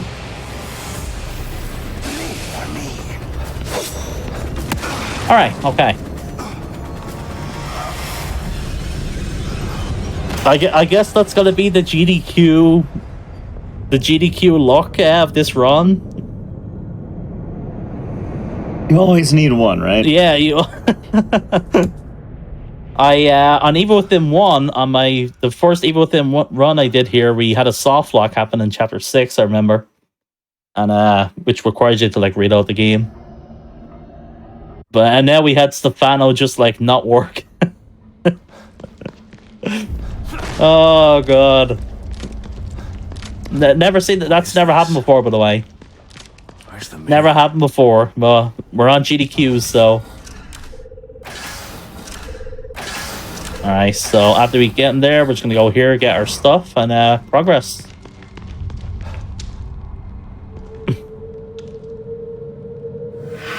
I actually got really nervous there because I was literally I shot him there and then nothing happened. He was literally about to teleport and like he would have teleported right on the explosive bolts. So when he didn't do that, I was like, oh no. This place? No, this is like really bad for me. Even though he's like not working, it's still really bad for me. Because I was like, now I have to like find a way to get him to go on the explosive bolts. But it worked out anyway. I'm here to help.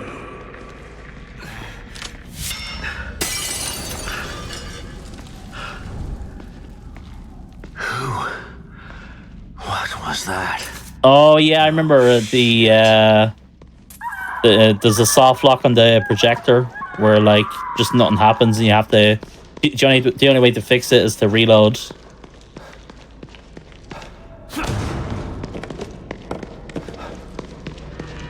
So now we've killed Stefano, the early game main protagonist, and now we're introduced to Theodore, who's like a preacher or whatever.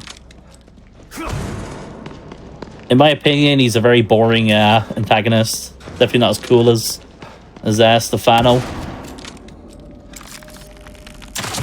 Okay, so we're just gonna do that.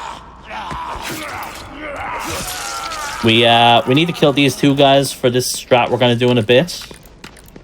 We're gonna be going through this part really quickly. Quick as we can, as long as it goes right for us, of course.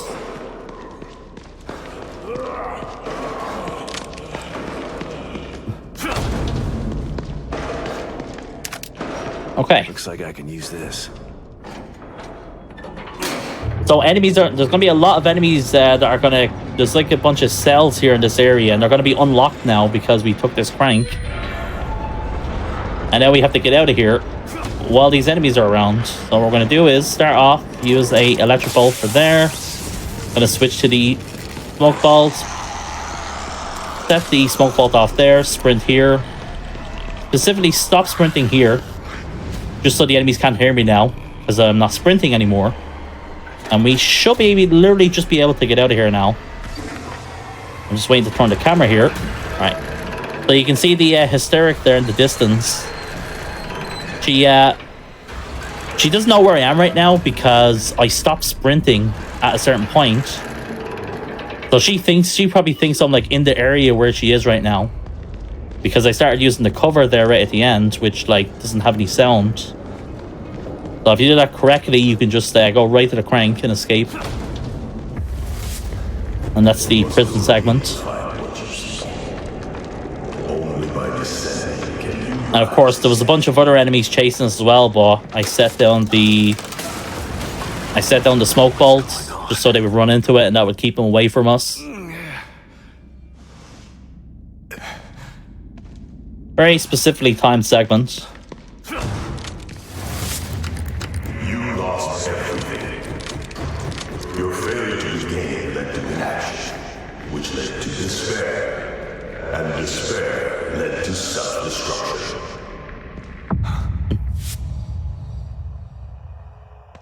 This game is very cool. Scenes like this here.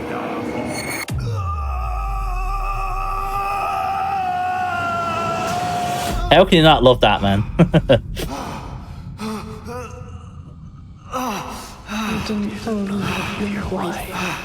You refused to see. It's all your fault. You are a failure. Your daughter was lost because of you. You couldn't save her. You hold the key to easing your door. So yeah, Theodore here, he's basically just gonna be mocking us now for the next while. Who are you? Trying to make us, you know... Trying to use ourselves against ourselves, basically. You cannot change your past. You can only embrace it. And incoming here is his... I think these guys are called the Disciple. Yeah, I think that's the official name for these guys, the Disciple. Theodore's Disciples, these little fire enemies here. So these guys here, you can shoot off their limbs and all that, and their limbs regenerate after like a few seconds.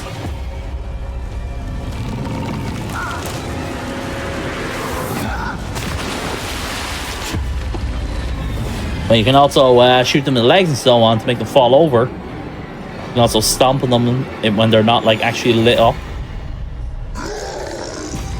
Okay, we do that. I'm gonna switch to the electric bolts. Set that down. Let's set down the electric bolts. Which enemy Okay. Use a bottle to the face, stab him, and then while this guy's in the electric bolt, we stomp on him, and that's how you take out those guys.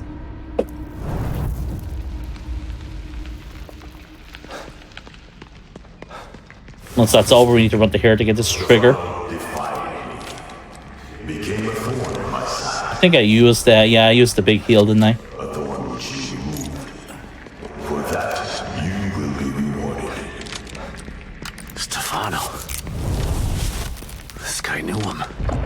Incoming soon now is a Shinji Mikami favorite, a cabin fight.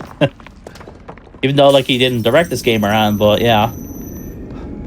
You definitely feel his influence in this game at some parts.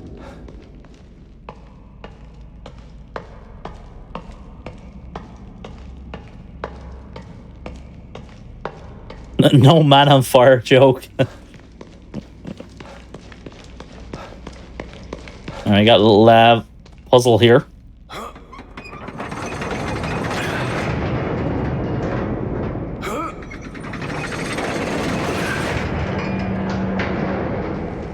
So this is just first one move it twice, second one move it once, third one twice, and then the last one once. Simple stuff when you memorize it.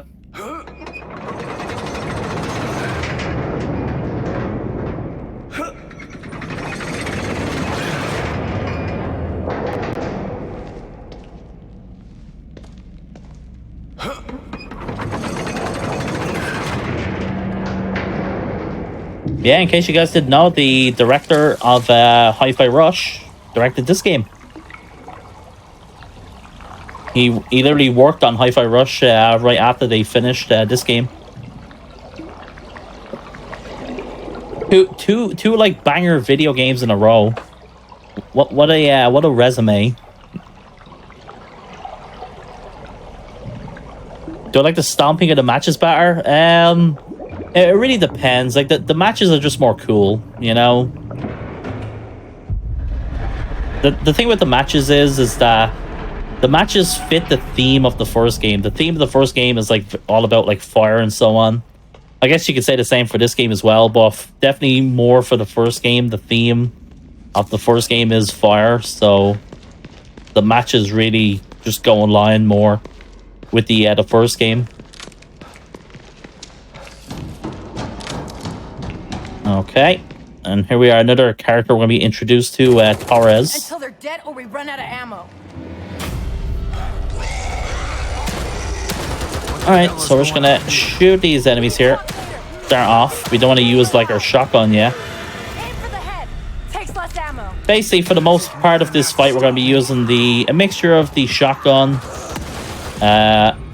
harpoons, and the handgun. I guess the electric bolts as well. Too many times to count. Grab some supplies while you can. I can hear more coming. Okay. All right, but I'm getting some answers when this is all over. I'm gonna wait for the next wave here. And if you're wondering, the enemies do spawn in like the same way every time, so you can like memorize what enemies are coming.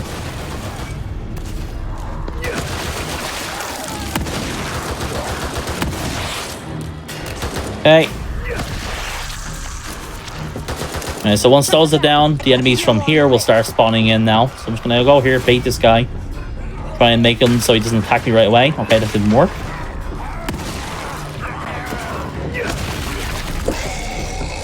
Okay. Oh, Torres, you're not helping me. Torres did that. I needed that barrel for the end of this cabin fight. I was saving that barrel for the end part.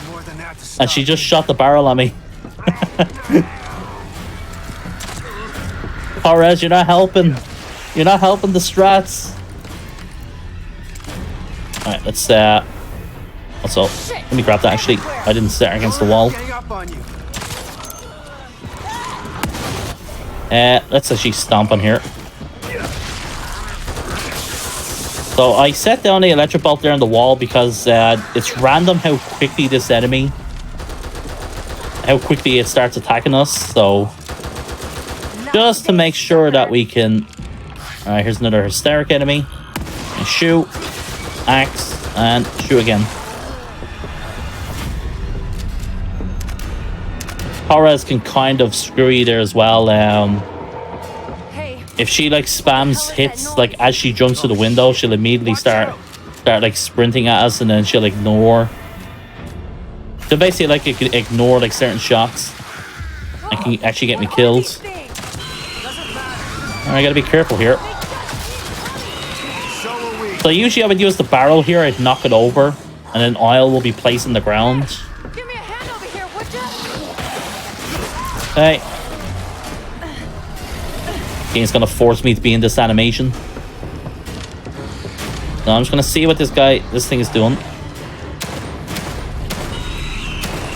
Thankfully these guys like stagger very easily. Alright, nice, that's good. Cool. So that's the cabin fight. Done very, very poorly now, but hey, I'll take it. I will freely just blame Torres. But it's still good enough. Also, look at Sebastian. He thinks he has a shotgun equipped right now. Thanks. Don't know if I could have done that on my own. I'm Esmeralda Torres. I'm... Sebastian. Hey. I know. And who are you? No time for 20 questions. My safe house isn't too far. We can talk on the way there. Come on. Take whatever you need inside. I'll be out here. Try to stay quiet. There's a RNG chance of boxes spawning there at the side of the house. I was checking there for them. Don't know why the boxes are RNG. There's just 2 boxes that can spawn at the side of the house there, and they can have like gunpowder or whatever. Getting Lily out of here, and then taking Mobius down for good. All right, just gonna go all through this. Wait a second. What is it? Forced scripted on rail segment here. Let me guess. The way back to your safe house? Kind of funny as well. The game calls her woman in the cabin fight. Before the game gives her a name. But a backstory in Torres here. She is the one that Your plan. Kidman didn't say anything about she's the one that set fire to Sebastian's house and took his kid many years ago. Mobius ordered her to go to his house, burn his house down, and take their child and pretend that their kid died in a fire. You all right? Let me help. Through before I drop it on your So head. like, because of that, she didn't want to do it, but she was forced to do it because Mobius is evil and so on. And ever since that, she's felt bad about that, so that's why she's helping us right now. Break after that, old man. Come on. I'm not that old. So you're telling me Kidman had a plan to take out Mobius all this time? Actually, it was your wife's plan. Wait, Myra? So that's why she's here. Well, spoilers. You're gonna find that out pretty soon anyway. So. Have to duck. Don't blow your back out. This isn't the time, Torres. You know, you should be proud of your wife. She's compelling. She recruited me for this plan. I don't understand. So this game has like 2 like long downtime segments here. This is like one of the biggest one, I guess, besides the intro, but the intro is the intro.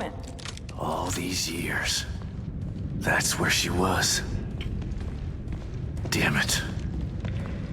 This is a lot to take in.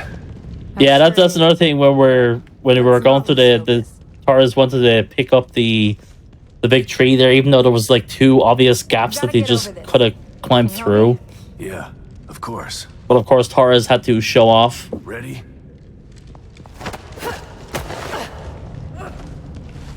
Hold on, I've got you. Yeah, I'm fine. Is Classic harder than Akumu? In my opinion, Classic is harder than Akumu in this game. I don't think it's harder than Akumu in the first game. You just gonna forget about me? Compared to the first game, Akumu in this game is a bit of a joke. The upgrades in this game are very, very strong.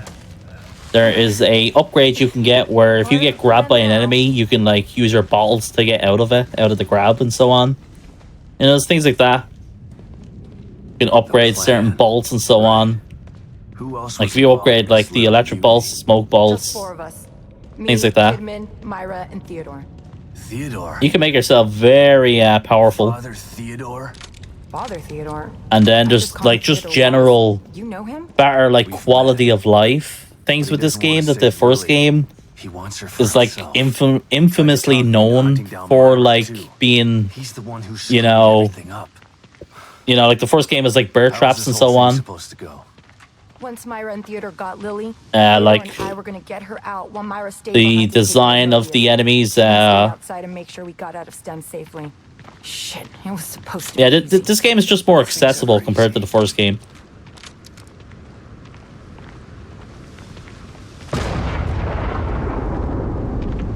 Time for lockers in this run now. So going for the lockers is a complete waste of time because you have to waste the time going for the keys, and then there's a forced tutorial that you have to sit through when you talk to Tatiana for the first time. So it's not worth the resources at all. You're probably adding like 3 minutes of time just going for the lockers. So much for your safe house. I wouldn't put my safe house in the open like that. So this part here, so Torres's hideout is over there. Yeah, she's literally talking about right there. We need to get to this banner there in the distance. Okay. And basically, Stay low and keep there's gonna be a prompt that we need to get to, or a cutscene to activate, and it only activates when we're out of combat. So we need to run through here, and get through here, and get to the end of this part out of combat. So what we'll do is we will just walk through here, just run through here, just so we have enough stamina for now, and go through here. And once we get to here, there's a little scripted thing that'll happen here where Torres will teleport to us. If you're watching her name there carefully, you'll see she teleported a little bit. There's something that happens with the script in the game when you get to that car there, where she just is automatically she'll automatically just come to here now. And there you go. So we can just freely just set down a smoke bolt there. Even with that, though, it's not even upgraded, it doesn't even last for long, and the enemies will just leave us alone. Torres is also sort of invisible at that point. She's in a scripted state, so for the most part the enemies will ignore her. There's no place like home. Very specifically time strat. Don't freak out at the amount of explosives I got in here. They're as safe as cookie dough. At least until I... And yes, there was a dude floating there as we were running by. So what are we this game does that. I don't know. His high should be really... What? Yeah, she's high, and he'll... If I could... So the... Yeah. How are you... There's us just speed running the game, and there's just one random dude, with half a body, just floating. I always forget about that until I get to there. I did more. Good. She's the good, her. That is. So what's the bad, and he needs. I'll send Kimi top. I know. Okay, so soon we have the O'Neill boss fight. Probably considered one of the hardest parts of the entire game.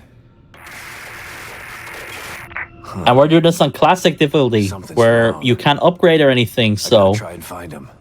You should stay here and get your explosives and weapons ready. I'll need your help once I locate Theodore. Gonna be very interesting to see what happens. Into the marrow from here. Yeah, there's a Mobius computer in that room. Okay, we get the freeze bolts here. Great. I'll call you when I'm ready. We can also get the freeze bolts sooner if we open the lockers, which that's completely pointless to do. We don't need that, alright? Chapter 11. So there's 17 chapters in this game. Honestly, if you ask me, there's basically 15. Chapters 15 and 16 and 17 are basically all one chapter. Chapter 17 is literally just cutscenes, basically. Chapter 17 is basically all the ending cutscenes of the game.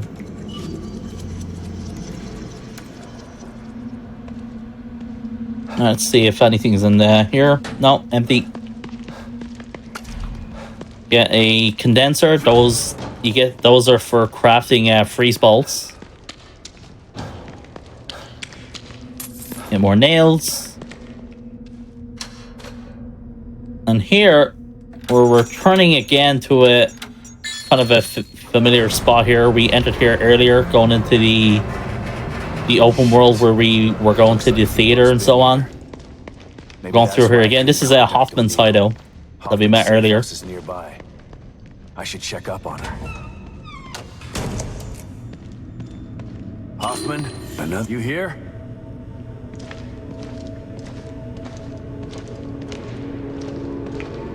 Alright, so we're just gonna skip through this. This will be a scene is about to skip. Behind us here, there's a fuse for a electric bolt. We'll get that. And yeah, here now we make our way to this whole. Yeah, this section incoming here is pretty cool. There's like a morgue and so on here. I love the look of these areas. There's a shotgun ammo pouch in this guy. Let's get that so we have more shotgun ammo.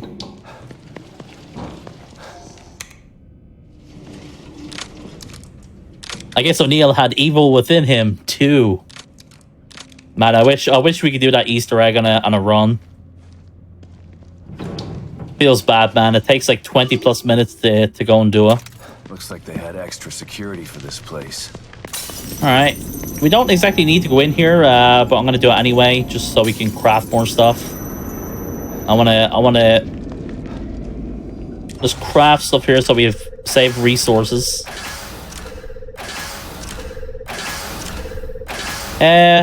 Yeah, I think we're good to go. Actually, what I'm gonna do, I'm gonna craft 1 shotgun round. Or 2 even, whatever. I'm thinking that if my O'Neill strat fails, I have to go with an alternate strat, which is to use more shotgun rounds. Or, well, any shotgun rounds. We actually don't use any shotgun rounds in this fight, but if things go awry, we will be using the shotgun then, so I'm gonna make sure of back up, just in case.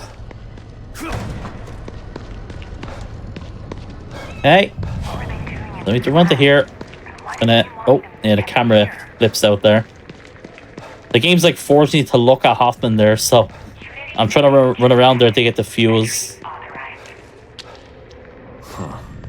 Okay, use the cover more here. One of those chips. Gotta be one around here somewhere. Yeah, well, once again, since I only explained the one spot, for you guys that don't know, on classic difficulty, the boss's health are lowered compared to Akumu and Nightmare. So, if you stab O'Neill, on Nightmare and Akumu it takes 6 stabs. On classic, it only takes 4. Okay, and the code is 0128. Let's see what happens.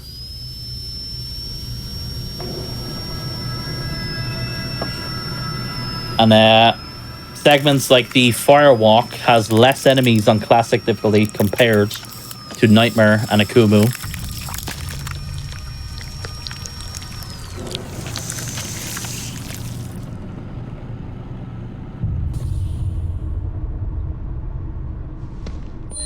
Okay.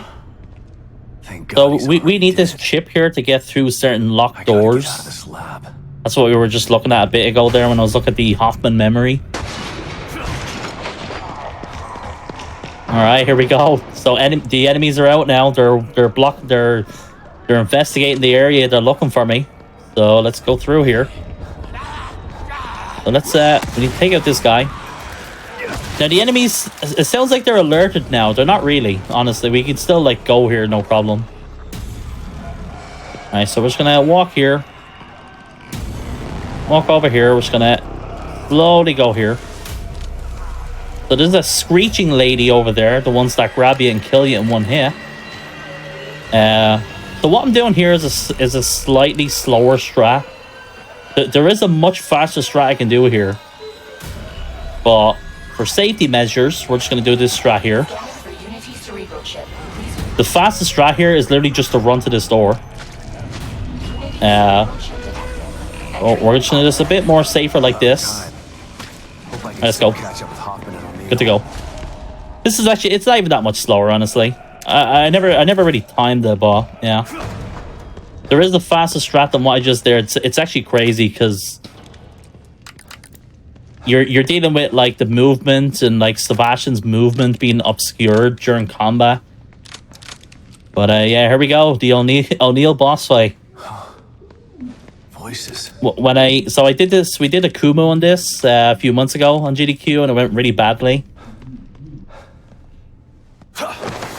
Let's see if we can pull off something better here. Alright, start off. Set down smoke bolts. Gotta put the flames out. I'm just gonna wait for him. He's gonna go to the left side of the room here. Gonna follow him here. Alright, go behind him and stab him. Alright, sprint, go behind him. Put down there. So what's happening now is he's going out of combat now. Because we went behind him, he doesn't see us, so we can stab him again now. And here's the second phase now. So once I gain control of Sebastian now, I'm going to walk backwards because I want to bait out his attack. I'm going to walk back, set down the smoke bolts. Or, okay. I won't go down. It's fine. Even if this ends badly, it's fine. We should be still fine. I'm sorry. Okay, I have to do this the alternate way. Okay, fine. I promise. This is actually still good. This is what I was actually basically intending to happen. Or, well, if it goes not the best way, this was my backup strat. I have to reload again. Hey.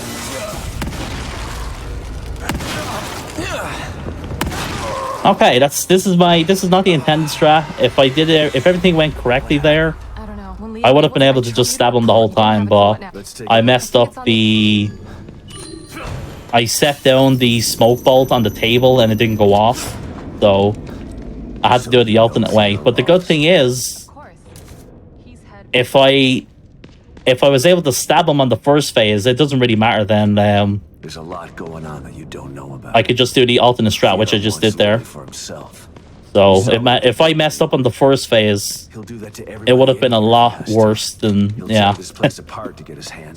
But yeah, that's the O'Neill fight. I guess I was able to show off basically the two strats of the fight that you can do. Or you can just alternate between using the electric bolt and then shocking them to the face. I'm not totally sure, but it looks a hell of a lot like the stable field matter. Whatever it to be is, honest, O'Neill said to destroy it. I actually don't mind if it's me that messes up there. That was my fault there. I set down the smoke bolt wrong. So I'm in a weird way, I'm glad it wasn't like just the game trolling me, because that's what usually does happen.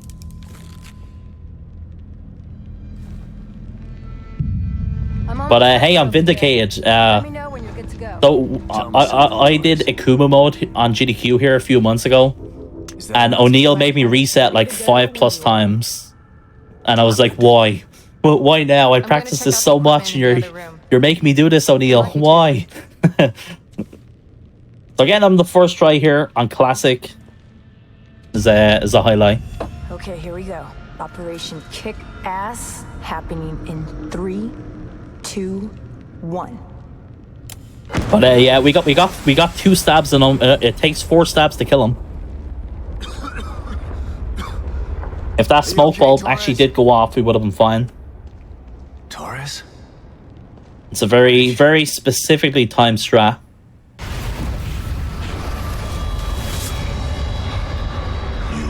Okay. So now we have entered the bottomless pit. This is a crazy area. This is actually one of my favorite parts of the game. I love the look of the area. So here we're gonna do some aim running. In this game, your stamina stops draining momentarily when you aim the gun like this and you sprint. So we're just gonna do this as we sprint, just to make sure I have stamina by the time we get here. I shoot her and knock her over. And over here is these big thick guys. I want to set down just kind of near them, just to make them explode. Sometimes it doesn't always work, so I'm just going to make sure. Yeah, there we go. Nice. They will kill you in one hit, by the way, if they get close to you. So,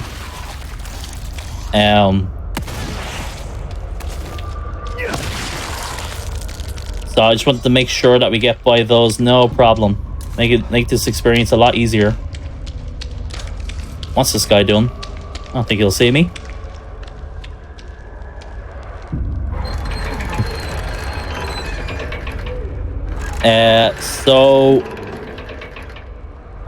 So one thing, if you set down an explosive bolt at them or a smoke bolt when you're out of combat, it just makes them exploding like where they're standing at. But if they're in combat and they're running for you, they just ignore it and they just will keep running for you. There is an exception to that. If you upgrade your bolts to level 3 and over, that will also work even when you're in combat. But because we're playing classic, we can't upgrade our bolts, so I will just shoot over the smoke bolts, you know, when he's far away, we're out of combat. So something to point out there, because he will see us as we're turning the crank. You were too stupid to listen. No, this isn't right. Yeah, so Theodore here is just messing with our head. He's trying to, you know, make us think like everything was our fault and all that.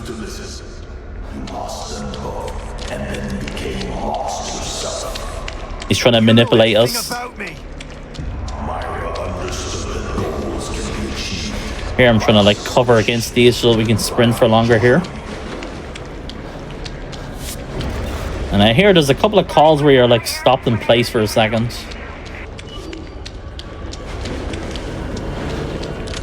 And there's a spawn enemy there in the distance. He's gonna run back to the left here, just as we get to him. It doesn't even matter if he does see us. He'll just run. We'll just literally run by him, or even if he does follow us, if he hits us, it's fine. I'd actually probably prefer that he does hit us, because then I can actually heal while I'm sprinting.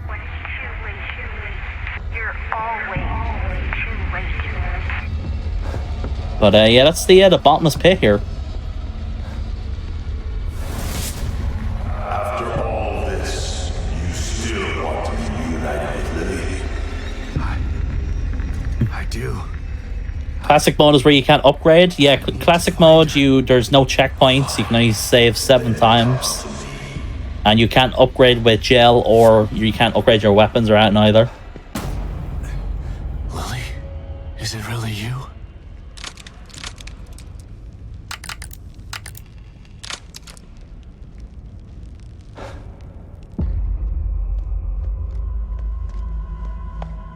Alright, we have more of a break here as well. Come on, man. Let's get you out of here. Only 7 saves? Yep, 7 saves that you have to choose from. And if you die, you get once you die, the game sends you back to the main menu. So there's like, yeah, no checkpoints.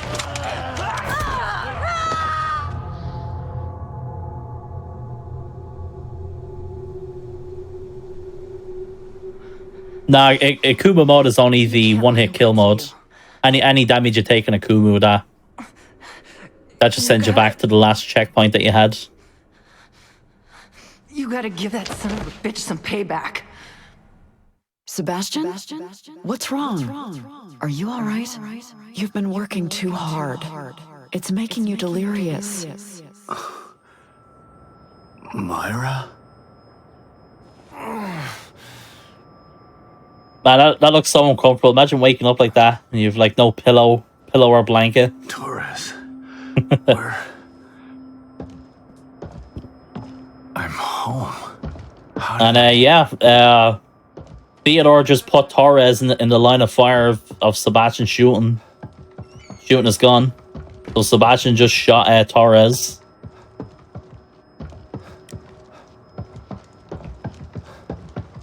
Lily?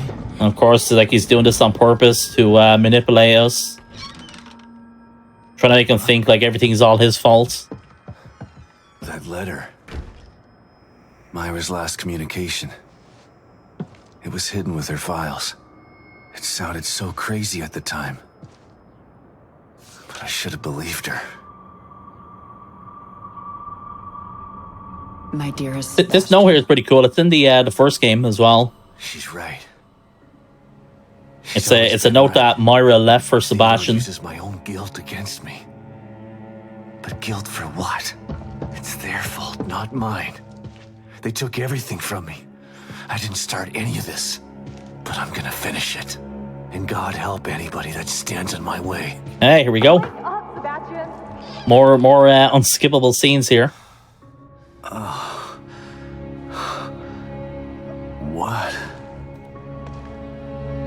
Sebastian doesn't seem like the smartest guy around. I would say he does better in this game. In the first game, he's very, you know, he's very just like wandering around, wondering what the heck is going on, you know. Always confused, which you can't really blame him. Brought you here.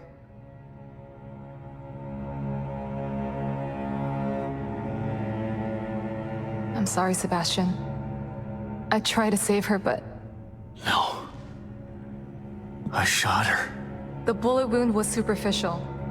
She died from injuries sustained in a battle with those things. Damn it. Sebastian looks really tall in this scene. She didn't have to die like that. She was a good soldier. She just wanted to save Lily. And now she's dead.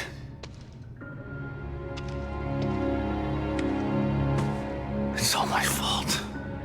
Again. No, Sebastian. It's not your fault.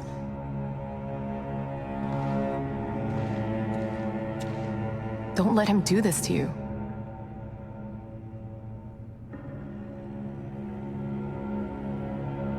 You're right. That goddamn It's funny, son of a bitch. like, before this scene, Sebastian, when he was in his house there, was just saying, you know, Make me feel guilty. Myra was right. It's just, Theodore was just making me do this or make me think this way. He's the guilty one. And now he's back here, and then this scene happens, and he's all like, oh, it's all my fault, man. That's not the problem. What do you mean? I picked this Theodore, but it's... I think that I found... Great. It's not... Okay, I'll go. Okay. Okay. Alright, we'll take Torres's gun here. She doesn't need it anymore. Yoink. I'm sorry, Esmeralda. I'll make sure you didn't die for nothing. I'm gonna hunt him down like the dog that he is. Alright, the assault rifle isn't the best gun, but we'll be using it on the second last boss in the game, the Effigy, which is just before the Myra boss fight. Let's see, we want to get this here. Alright, now we're back to the Post Plus, which is the second open world section that we were at in Chapter 7. We're going back here again, but it's completely different now. Theodore is like completely overtaken the area. So it's gonna be like completely like new layout, new enemies here and so on. But all we gotta do is just go to the to a certain spot that Hoffman is hiding out at.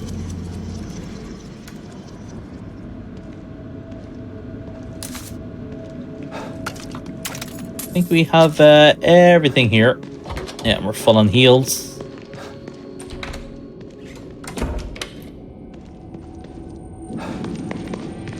And we have more Harbinger enemies here, the flamethrower dudes. Which we won't have to fight them, we're just gonna run by them. It's a stronghold. What's going on in there? Yeah, oh, don't want to run in that direction. I wonder if that's going to affect this part, actually. Let's see. I'm curious.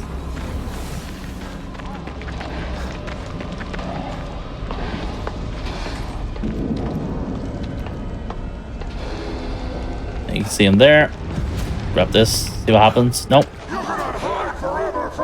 Yeah, he's going around that way. It's fine. And then here we get a sniper rifle. So usually in Chapter 3, you would get the sniper rifle by crafting it. But if you don't pick up the sniper, it spawns here in Chapter 13. another convenient weapon spawn for, you know, for speedrunning purposes. Okay, we're just gonna run through here. Get these enemies' attention. I'm actually hoping the enemies hit me right now. Please hit me. I'm begging you to. Please. Please damage me. Please. Okay, they won't damage me. They never hit me when I want them to hit me. I could just stand still, but that's not really worth that. Alright. They're not gonna hit me. Alright, fine.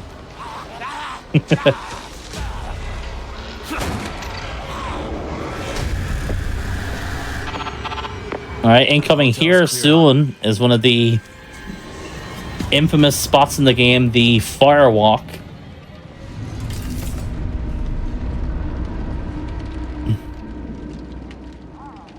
Well, here it is. What is it? This is another part that's a bit easier to do on Classic because there's actually less enemies here on Classic difficulty compared to Nightmare and Akumu. I think there's like 3 less enemies on Classic. Alright, so there's 2 fuses in there. And you get to hear at this point. And before we progress, we're going to go in here. I'm going to make another emergency save here as well. Because the game can crash after this. Even though actually if it does crash, I will just load in another save after the firewalk, which is like right after this. I see. We craft all the sniper rounds there just to save gunpowder. Let me see. We can save over this. And I'm gonna put the sniper in my shortcut. And away we go. Are you ready? All right. Okay.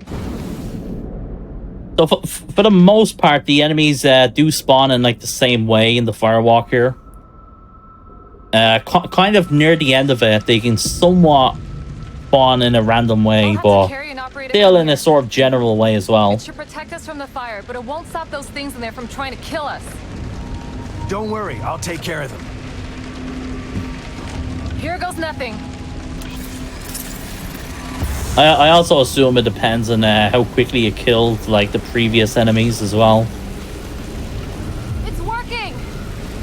Just make sure to stay inside the dome. And another thing as well with this part is the enemy's health is lower than this part in general, just because, you know, they don't want you to have to spend so much ammo killing every enemy here. The enemy's health is a bit lowered. Usually takes I missed a few shots there. Fine. You can usually take about 4 to 5 shots to kill them. So we take out him first. The next one's going to spawn here, somewhere around here.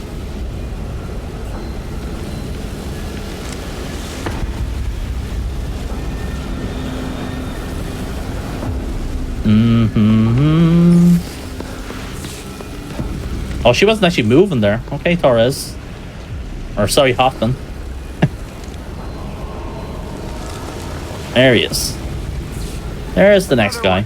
Watch your back, Hoffman. That's what you're here for. Good thing. Okay, take him out. I'll switch to the sniper for this guy. So if we were playing on a Kumu or Nightmare, there would be 2 enemies in front of me right now. But on Classic, there's 1.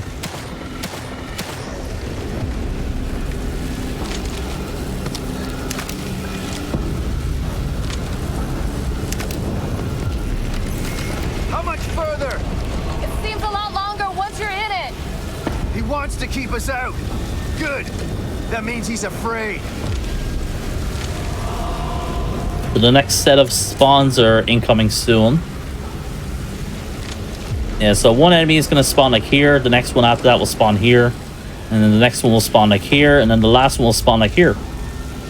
Generally around there. Don't stop now. We're almost there. Hold on. Something's wrong with the stabilizer. Alright, can we take this guy out? Can you fix it? Alright, there we go. I'm working on it. Just watch my back. Let this guy get close. Thank you.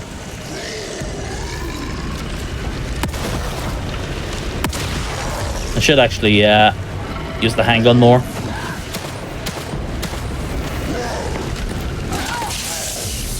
Don't you touch Hoffman.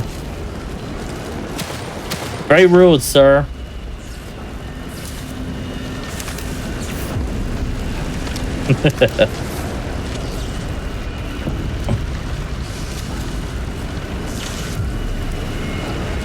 Okay, this is sort of the first phase of the fight.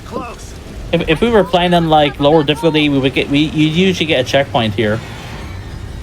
This is classic. There's no checkpoint now. And even worse, the game has an RNG chance of crashing after the firewalk here.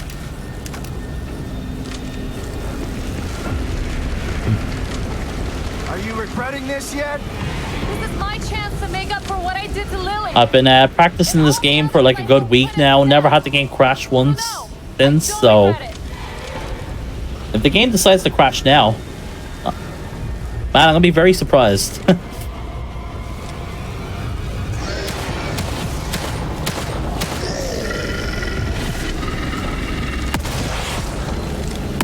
Surely the game won't crash, right? Surely.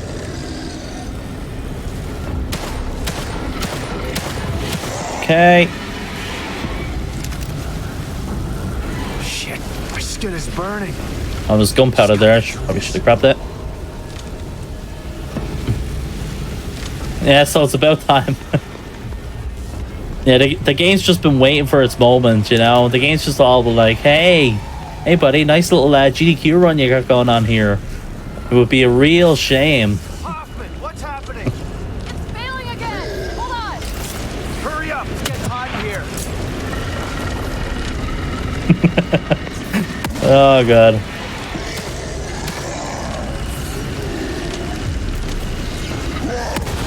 Okay, I'm just gonna alternate. That should be it now. Oh, wait, still one more, yeah.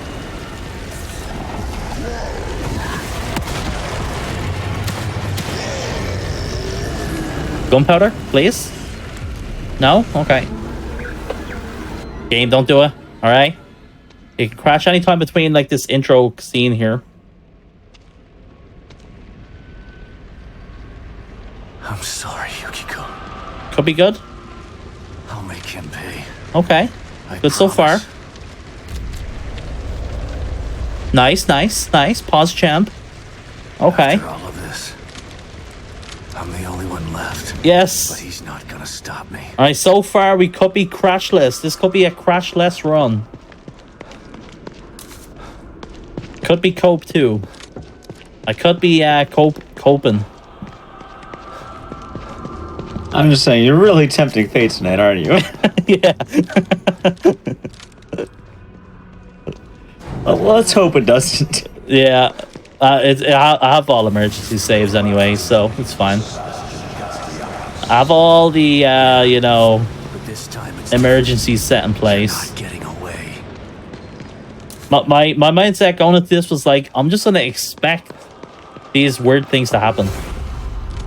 I definitely didn't expect Stefano now to go full, like, you know, doing nothing. You're not gonna get to me. Definitely didn't see that coming.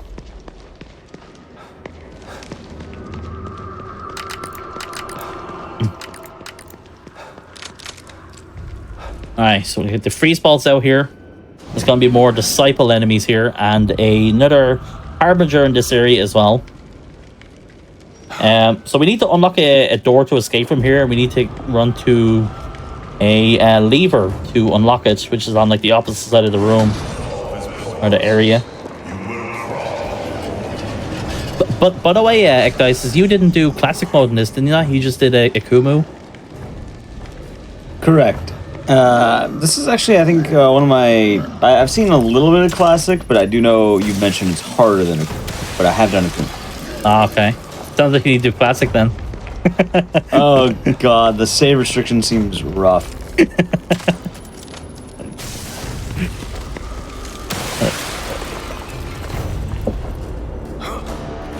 It really isn't that bad, honestly. I think. You know, I think you'll actually have a good experience with it. All right, let's see here. So there's an RNG chance of the Harbinger blocking my way here, getting through here. Let's see if he's here. Oh, he's actually here. Wow, okay. That's... I promise you, that's so rare. Now, when I say that, I did actually see him here earlier when I was practicing, but... I promise you, it's rare that he's there. he should not be there, like, ever. Alright. But sometimes he can be, like, right in the doorway, and I can't, like, just run through him. I have to, like, stab him or something, or just find some way to move him. Union? It's not even real. Union is better than we are. Union is flawless. Their minds are connected to it. So there's usually...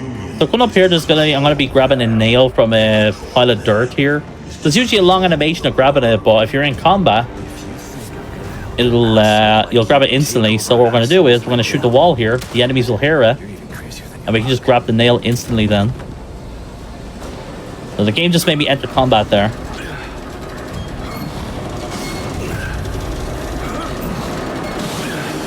And the animation to pick that up takes like, I think it's like 7 seconds or something.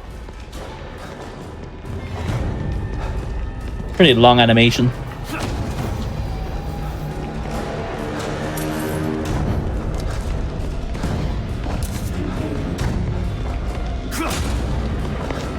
Alright, incoming here is another... We have another Harbinger enemy, a Disciple enemy, and a regular Lost. This is all very specific what I'm doing here. The Harbinger's AI changes here depending how I enter this room. So the way I'm like crouching like into this area, he will always do like a weird attack there whenever I do that. Alright, let's do that. Yeah, so we just do that. Now we can just go through. So the strat is to just shoot the freeze thing, and then we can use the smoke just to stun the Disciple, just so we can get through, and use the crank. And for some reason the enemies just ignore you here.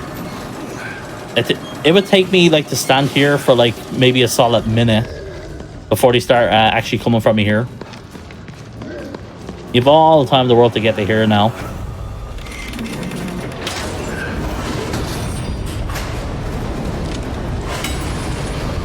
Alright, we have 3 of these spawn enemies coming in here. We just need to kill one of them here. The other 2, we're just going to play with them for a bit. Okay. So this part's on a timer for this for that like gate to open there. And so yeah, we're just going to kill a bit of time here. Just going to hide here. They're going to pop over here for now. Hello.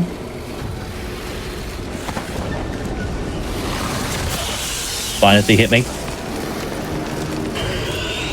Keep in mind, whenever you heal in this game, it recovers your stamina, so getting hit is not a bad thing.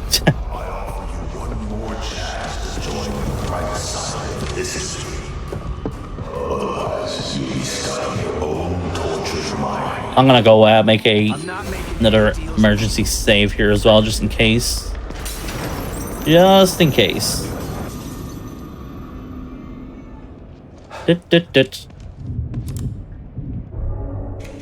Yeah, save over anything here.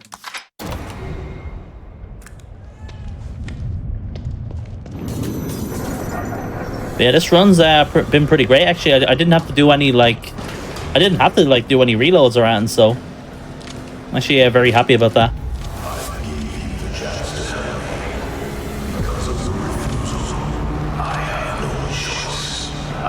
There is somewhat a bit of trolling during this boss gauntlet incoming. One of the best things about this game is like Sebastian's PTSD from the first game. And now we're going to be fighting the bosses from the original game. I'll keep coming back until one of us is dead. Such great visuals here.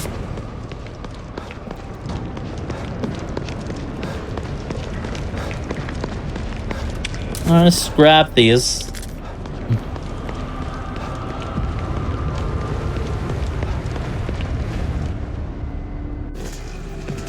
Oh, look who's back.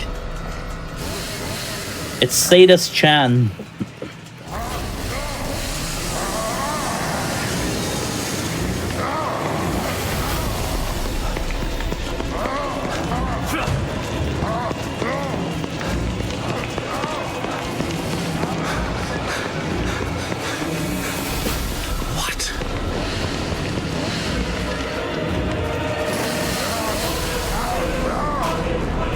Enough of this shit!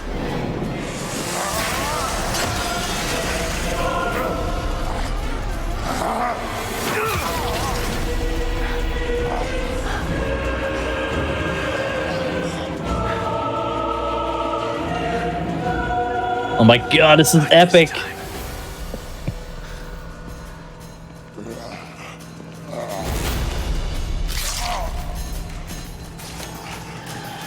By the way, look at this. RE4 Remake stole the chainsaw parry from Evil Within 2 here. You think this will stop The Sadist is gonna parry the chainsaw here with his knife.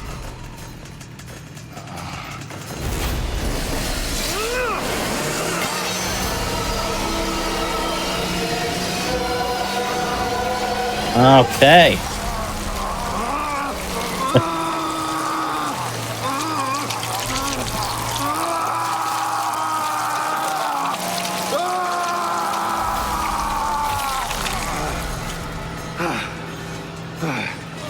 Fuck you.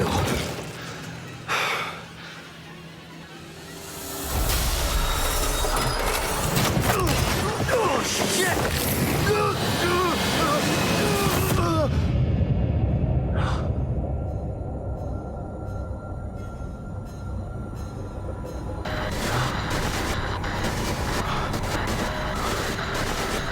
Oh my god, it's Pyramid Head's cousin. Mr. Boxhead himself. The Keeper. Alright, start this fight. Gonna electrocute him, he's gonna be stunned for a good while. We're gonna pump in 2 shots into him there for now. Just while we're collecting this. He might hit me here, but that's totally fine. Okay, he just went in any direction there. Alright. So now two more keepers are going to spawn in now. So while that's happening, we're going to go over here and just watch what's going to happen here. Is he coming? Alright. This is not the intended way I want to do this, but that's fine, that's fine. This is actually great, never mind. I didn't think they were going to be so close to each other, so...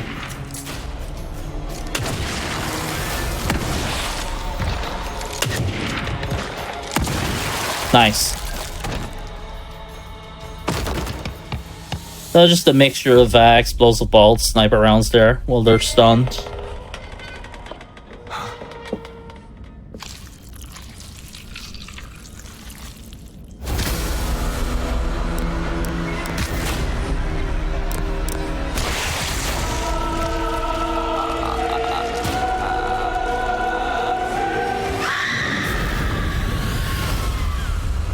Well, she shows up and she runs away. Alright,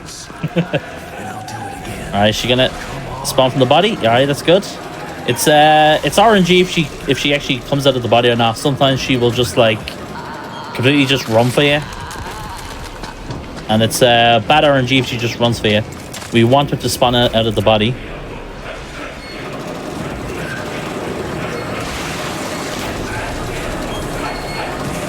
Can I get this first sheet?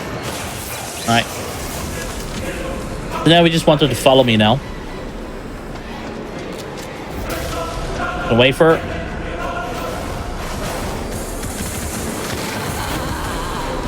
Okay, yeah, that's fine.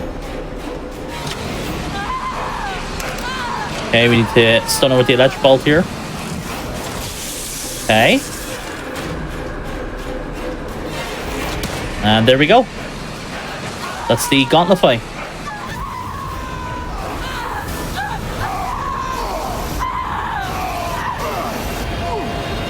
And that's the end of Theodore as well. So why isn't the game over now? Well, Sebastian's wife is here now. And she's not really an antagonist, but she really feels like her daughter's like most safe within STEM. Or well, I guess it's not really Myra herself, it's like more of an alternate Myra within STEM. And she's like ultra protective of Lily.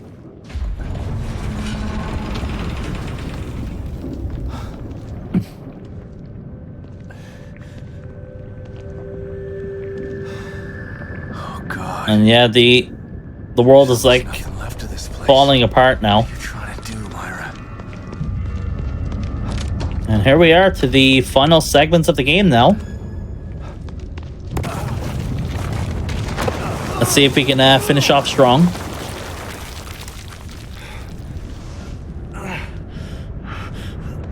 Welcome to Yogurt Land. Vanilla yogurt for everyone. Damn it. Myra, where did you go?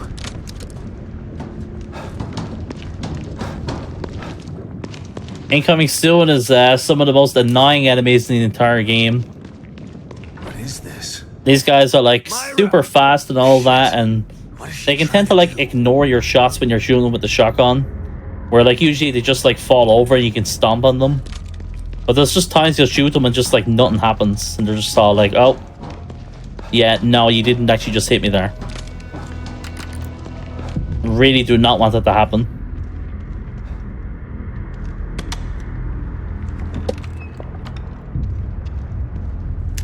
Hey, look at the explosive bolt there. Reload the sniper, even though I don't really need it at the moment.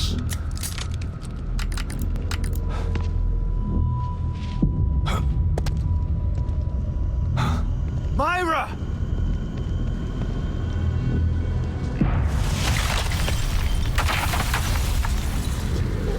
So we need to kill all the enemies in this area here to break that down. So to start off, we're just gonna run up and get a free stealth kill on this enemy here. They don't like notice you right away, so if you just start off and immediately run, free stealth kill. Thanks, game. Alright, just watch what this guy does. Yeah, that was my fault. Okay, yeah, as you can see, they just ignore the shots sometimes because they're a Terminator now, apparently. Right. You have semi-iframes when you're in the stomping animation. Yeah, just try to survive here. And whatever I do, just make sure to... I really shouldn't... I need to save these harpoons. Okay. Thankfully, the most thing I don't need at the moment is shotgun ammo. Shotgun ammo is like the least resource we want. Sort of the handgun, I guess. That wasn't the best segment. I hope she hasn't gone far. But we'll deal. Yeah, we'll get everything here. Since electric bolts are the thing we won't be using for the rest of the game, honestly, so we'll just use them on, I guess, for the most part, on these incoming enemies.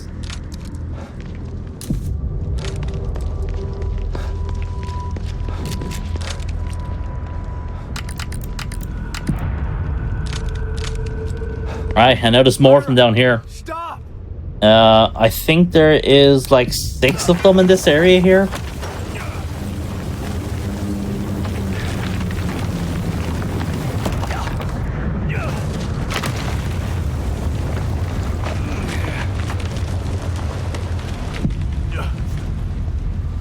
I don't usually do this fight here with the electric bolts, but that's what we're going to do now, just because.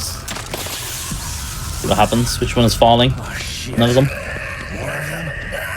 I don't have time for this. Alright. Oh, he just like fell over. Okay. He like fell over his body. That's nice.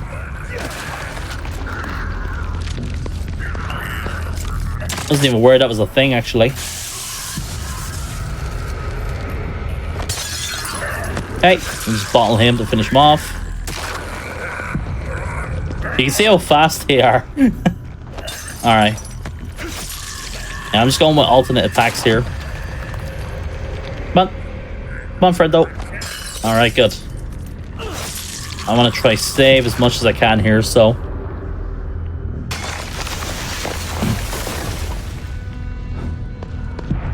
Grab the medical kit there, get the gunpowder. There's some shotgun ammo over here. And incoming here is the effigy boss fight.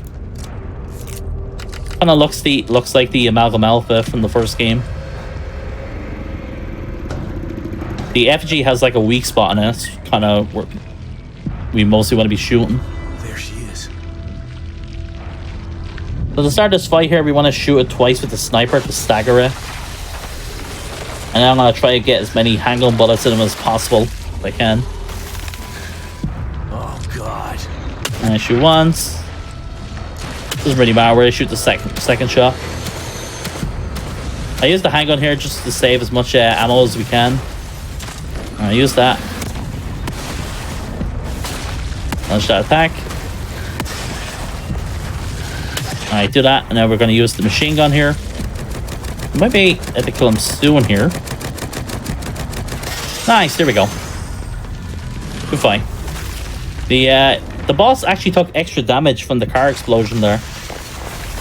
I usually would have to do a little bit more damage there, but that was good. That was a pretty good fight. And before we go on here, I'm going to grab the explosive bolt here. There's a free explosive bolt here. Might as well get it. And now we're on our way to the final boss fight. The final boss fight, very specific fight. Can't let her take Lily. Requires a certain amount of ammo. I'll be starting out by using a mixture of the harpoon and the sniper rounds, because it doesn't really matter. Is that? It's not really like a damage output at the beginning. We mostly just want to shoot through a sort of like shield. She must be there. From like Myra will have like a weak spot, but it's gonna be like shielded by something. And basically we just want to break through it, so I'll be starting off by using the harpoon and one sniper round, I guess.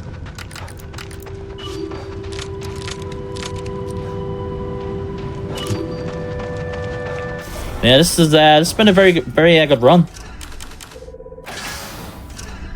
Alright, this should be enough.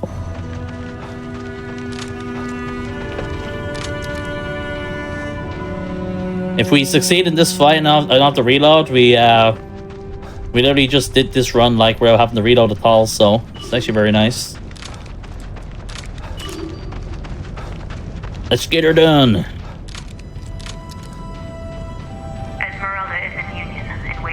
Thankfully, the Moira fight isn't like that bad. I don't think we'll have a problem where I'll have to reload, but we'll see. We'll see. Myra was planning on becoming the core? Why?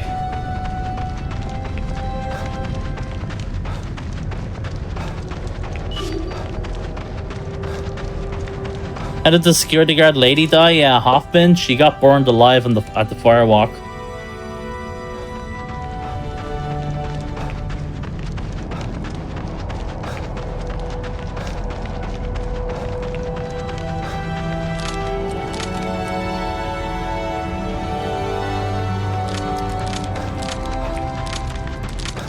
Yeah, for this fight, we mostly don't even need like the shotgun or the handgun really at all. Mostly using the sniper and the crossbow. Alright, let's get the harpoons out first. Oh boy. That's a big Moira.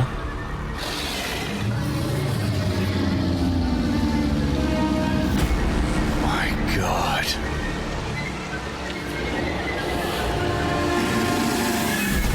Isn't she pretty? Hurt me. You'll hurt her too. I won't let you. Alright, she doesn't take damage until this dialogue ends here. Think about what you're doing. Alright, here we go. Yep.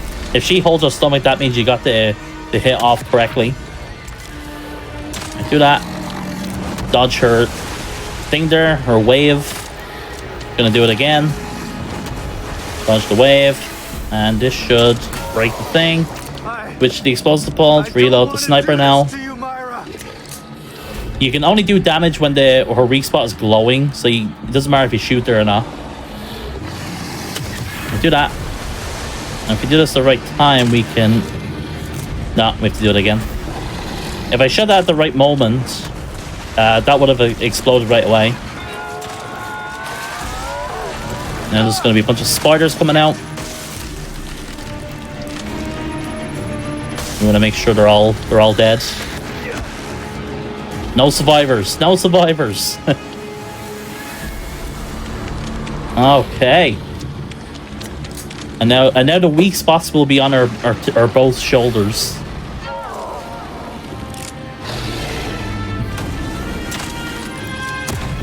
I'm gonna put 2 explosive bolts here. I don't know when. I'm just gonna wait.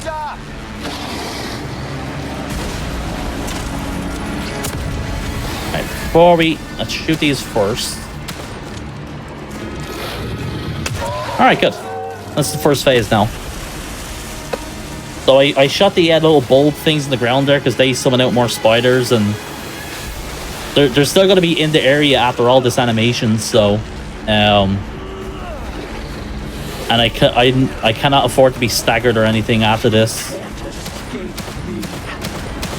Okay.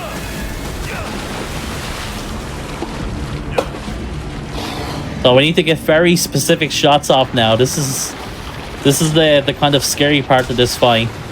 It's so easy. Like the shots, shooting the spots here is so like small and tight that they're very specific. So it's very easy to miss the shots here. All right, that's good. So once you do this, she can't take any more damage now. She's gonna do like a 5 to 6 hit combo here. We just have to wait. And while she's doing that, we're gonna craft more explosives. And craft all that. We just have to wait here. Now, what we're gonna do now after this is put an explosive on her shoulder. Sometimes this glitches out. Nice, good. Good. Didn't glitch out. Alright, just wait. We can shoot her twice here if I get this right. Alright, good. Now, if I get the next shot here, this should be just the end of this phase now. Okay. I'll just heal. Doesn't matter. Right, there we go. Very nice. This is what this was the fight I was hoping for when I was practicing, so we just need to shoot her twice now, and that's it. Protect Lily. Forgive me, Myra. Okay, shooting them out there, and just set the explosive out there.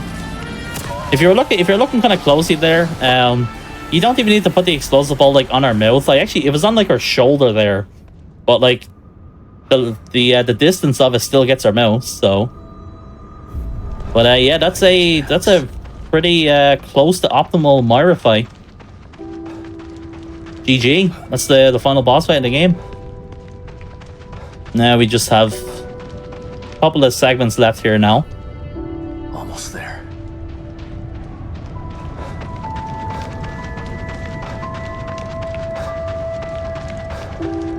Please be safe, Lily. Okay. So you might be wondering, why am I spamming this aiming here? You're completely invincible when you spam the aim here like this, and you can shoot while you're doing this. So you cannot take damage doing this, and you can shoot the whole time. It's pretty funny to look at. There we go. All security personnel report to the control room. All security personnel. Need to hurry before more show up. Shit!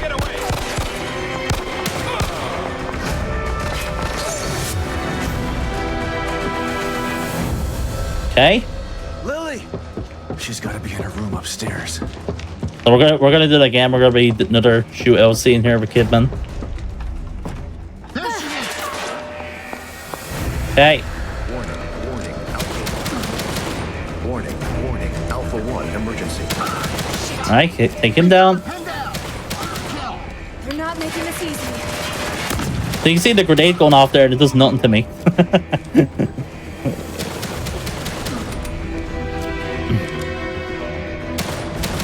Alright, good. That was good. Very good fight. Just need to make it downstairs. That's basically all the gameplay of the game done now. We just have to run to the end now. We got a running segment with Kidman here to this door, and then we've got a running segment with Sebastian carrying Lily. So we can escape from STEM. I hope this works, Myra.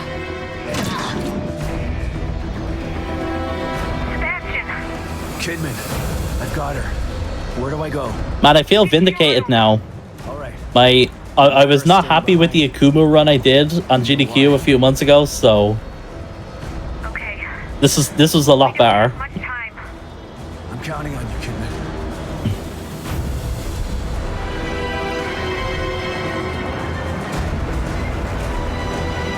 All right, here we go, chat. The final run. The final run through here of the game. And we save our daughter.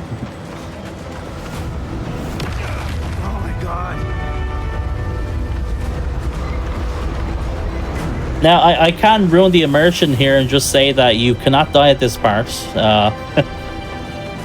Sadly, there is no like danger here at all. There's no timer here or anything. You can stay here as long as you like. You can't like fall off the edges or anything. This is all just like... It's all just to make you like panic a little, but yeah, you're in no danger doing this part. And we have timing coming soon.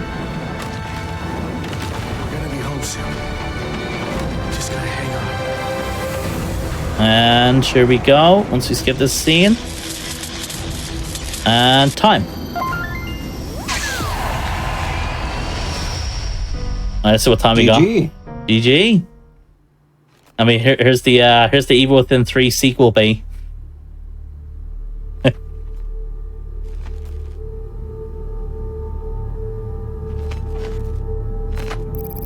We're coming up on 6 years since this game came out, man. Still waiting, Tango. We can only hope, huh? There we go. What time we get? So we got a 2:34:14. Yeah, look, the time is actually pretty close. Yeah, 2:34. Very good. Yeah, GG guys. I hope you guys enjoyed the run. Thank you everyone for watching. This run went like extremely well. Like I didn't have to do any resets or anything. I didn't have to do any reloads or pretty flawless run. I'd say, and you know what? It didn't crash. Yeah, and the game didn't crash as well. But we did have Stefano glitch out and like just stand there and do nothing. It was the fun weird, not the bad weird. Really quick though, before we do hop on off, if anyone wanted to find you and watch more Evil Within or any other horror games, where can they find you? Yeah, guys. So just follow me on twitch.tv/jigsaw_killer. I speedrun Res Evil and Evil Within. I do marathons and stuff, story runs. Same as if you just type in on YouTube Jigsaw Evil Within, you'll see all my videos. I do speedruns for Classic, Akumu, all that stuff. So if you want to see more, feel free to check them out. And Igdices, thank you so much, man, for asking me to come on again. It's always a pleasure, you know. Absolutely, always a fun time, and it's pretty wild always seeing the Evil Within kind of get busted at the highest level. Yeah, and Richard as well. Thanks for being awesome. Yeah, cheers to Richard. He's always does good stuff. Yeah, that's gonna be it for me, guys. Thank you everyone for being here. Yeah, thank you once again for the run. And if you have not checked them out, please do check out the Jigsaw Killer. You find them on a variety of things like YouTube, Twitch. Usually a lot of fun, extremely high difficulties in various Evil Within, Resident Evil, and all that. Alrighty, that being said, it is now time for us to wrap up our show for the night. I hope you all enjoyed this episode of Speedruns from the Crypt. I have been your host, Ecdysis. I plan these shows every 2 weeks. They're pretty fun to do, and I hope that you did enjoy it.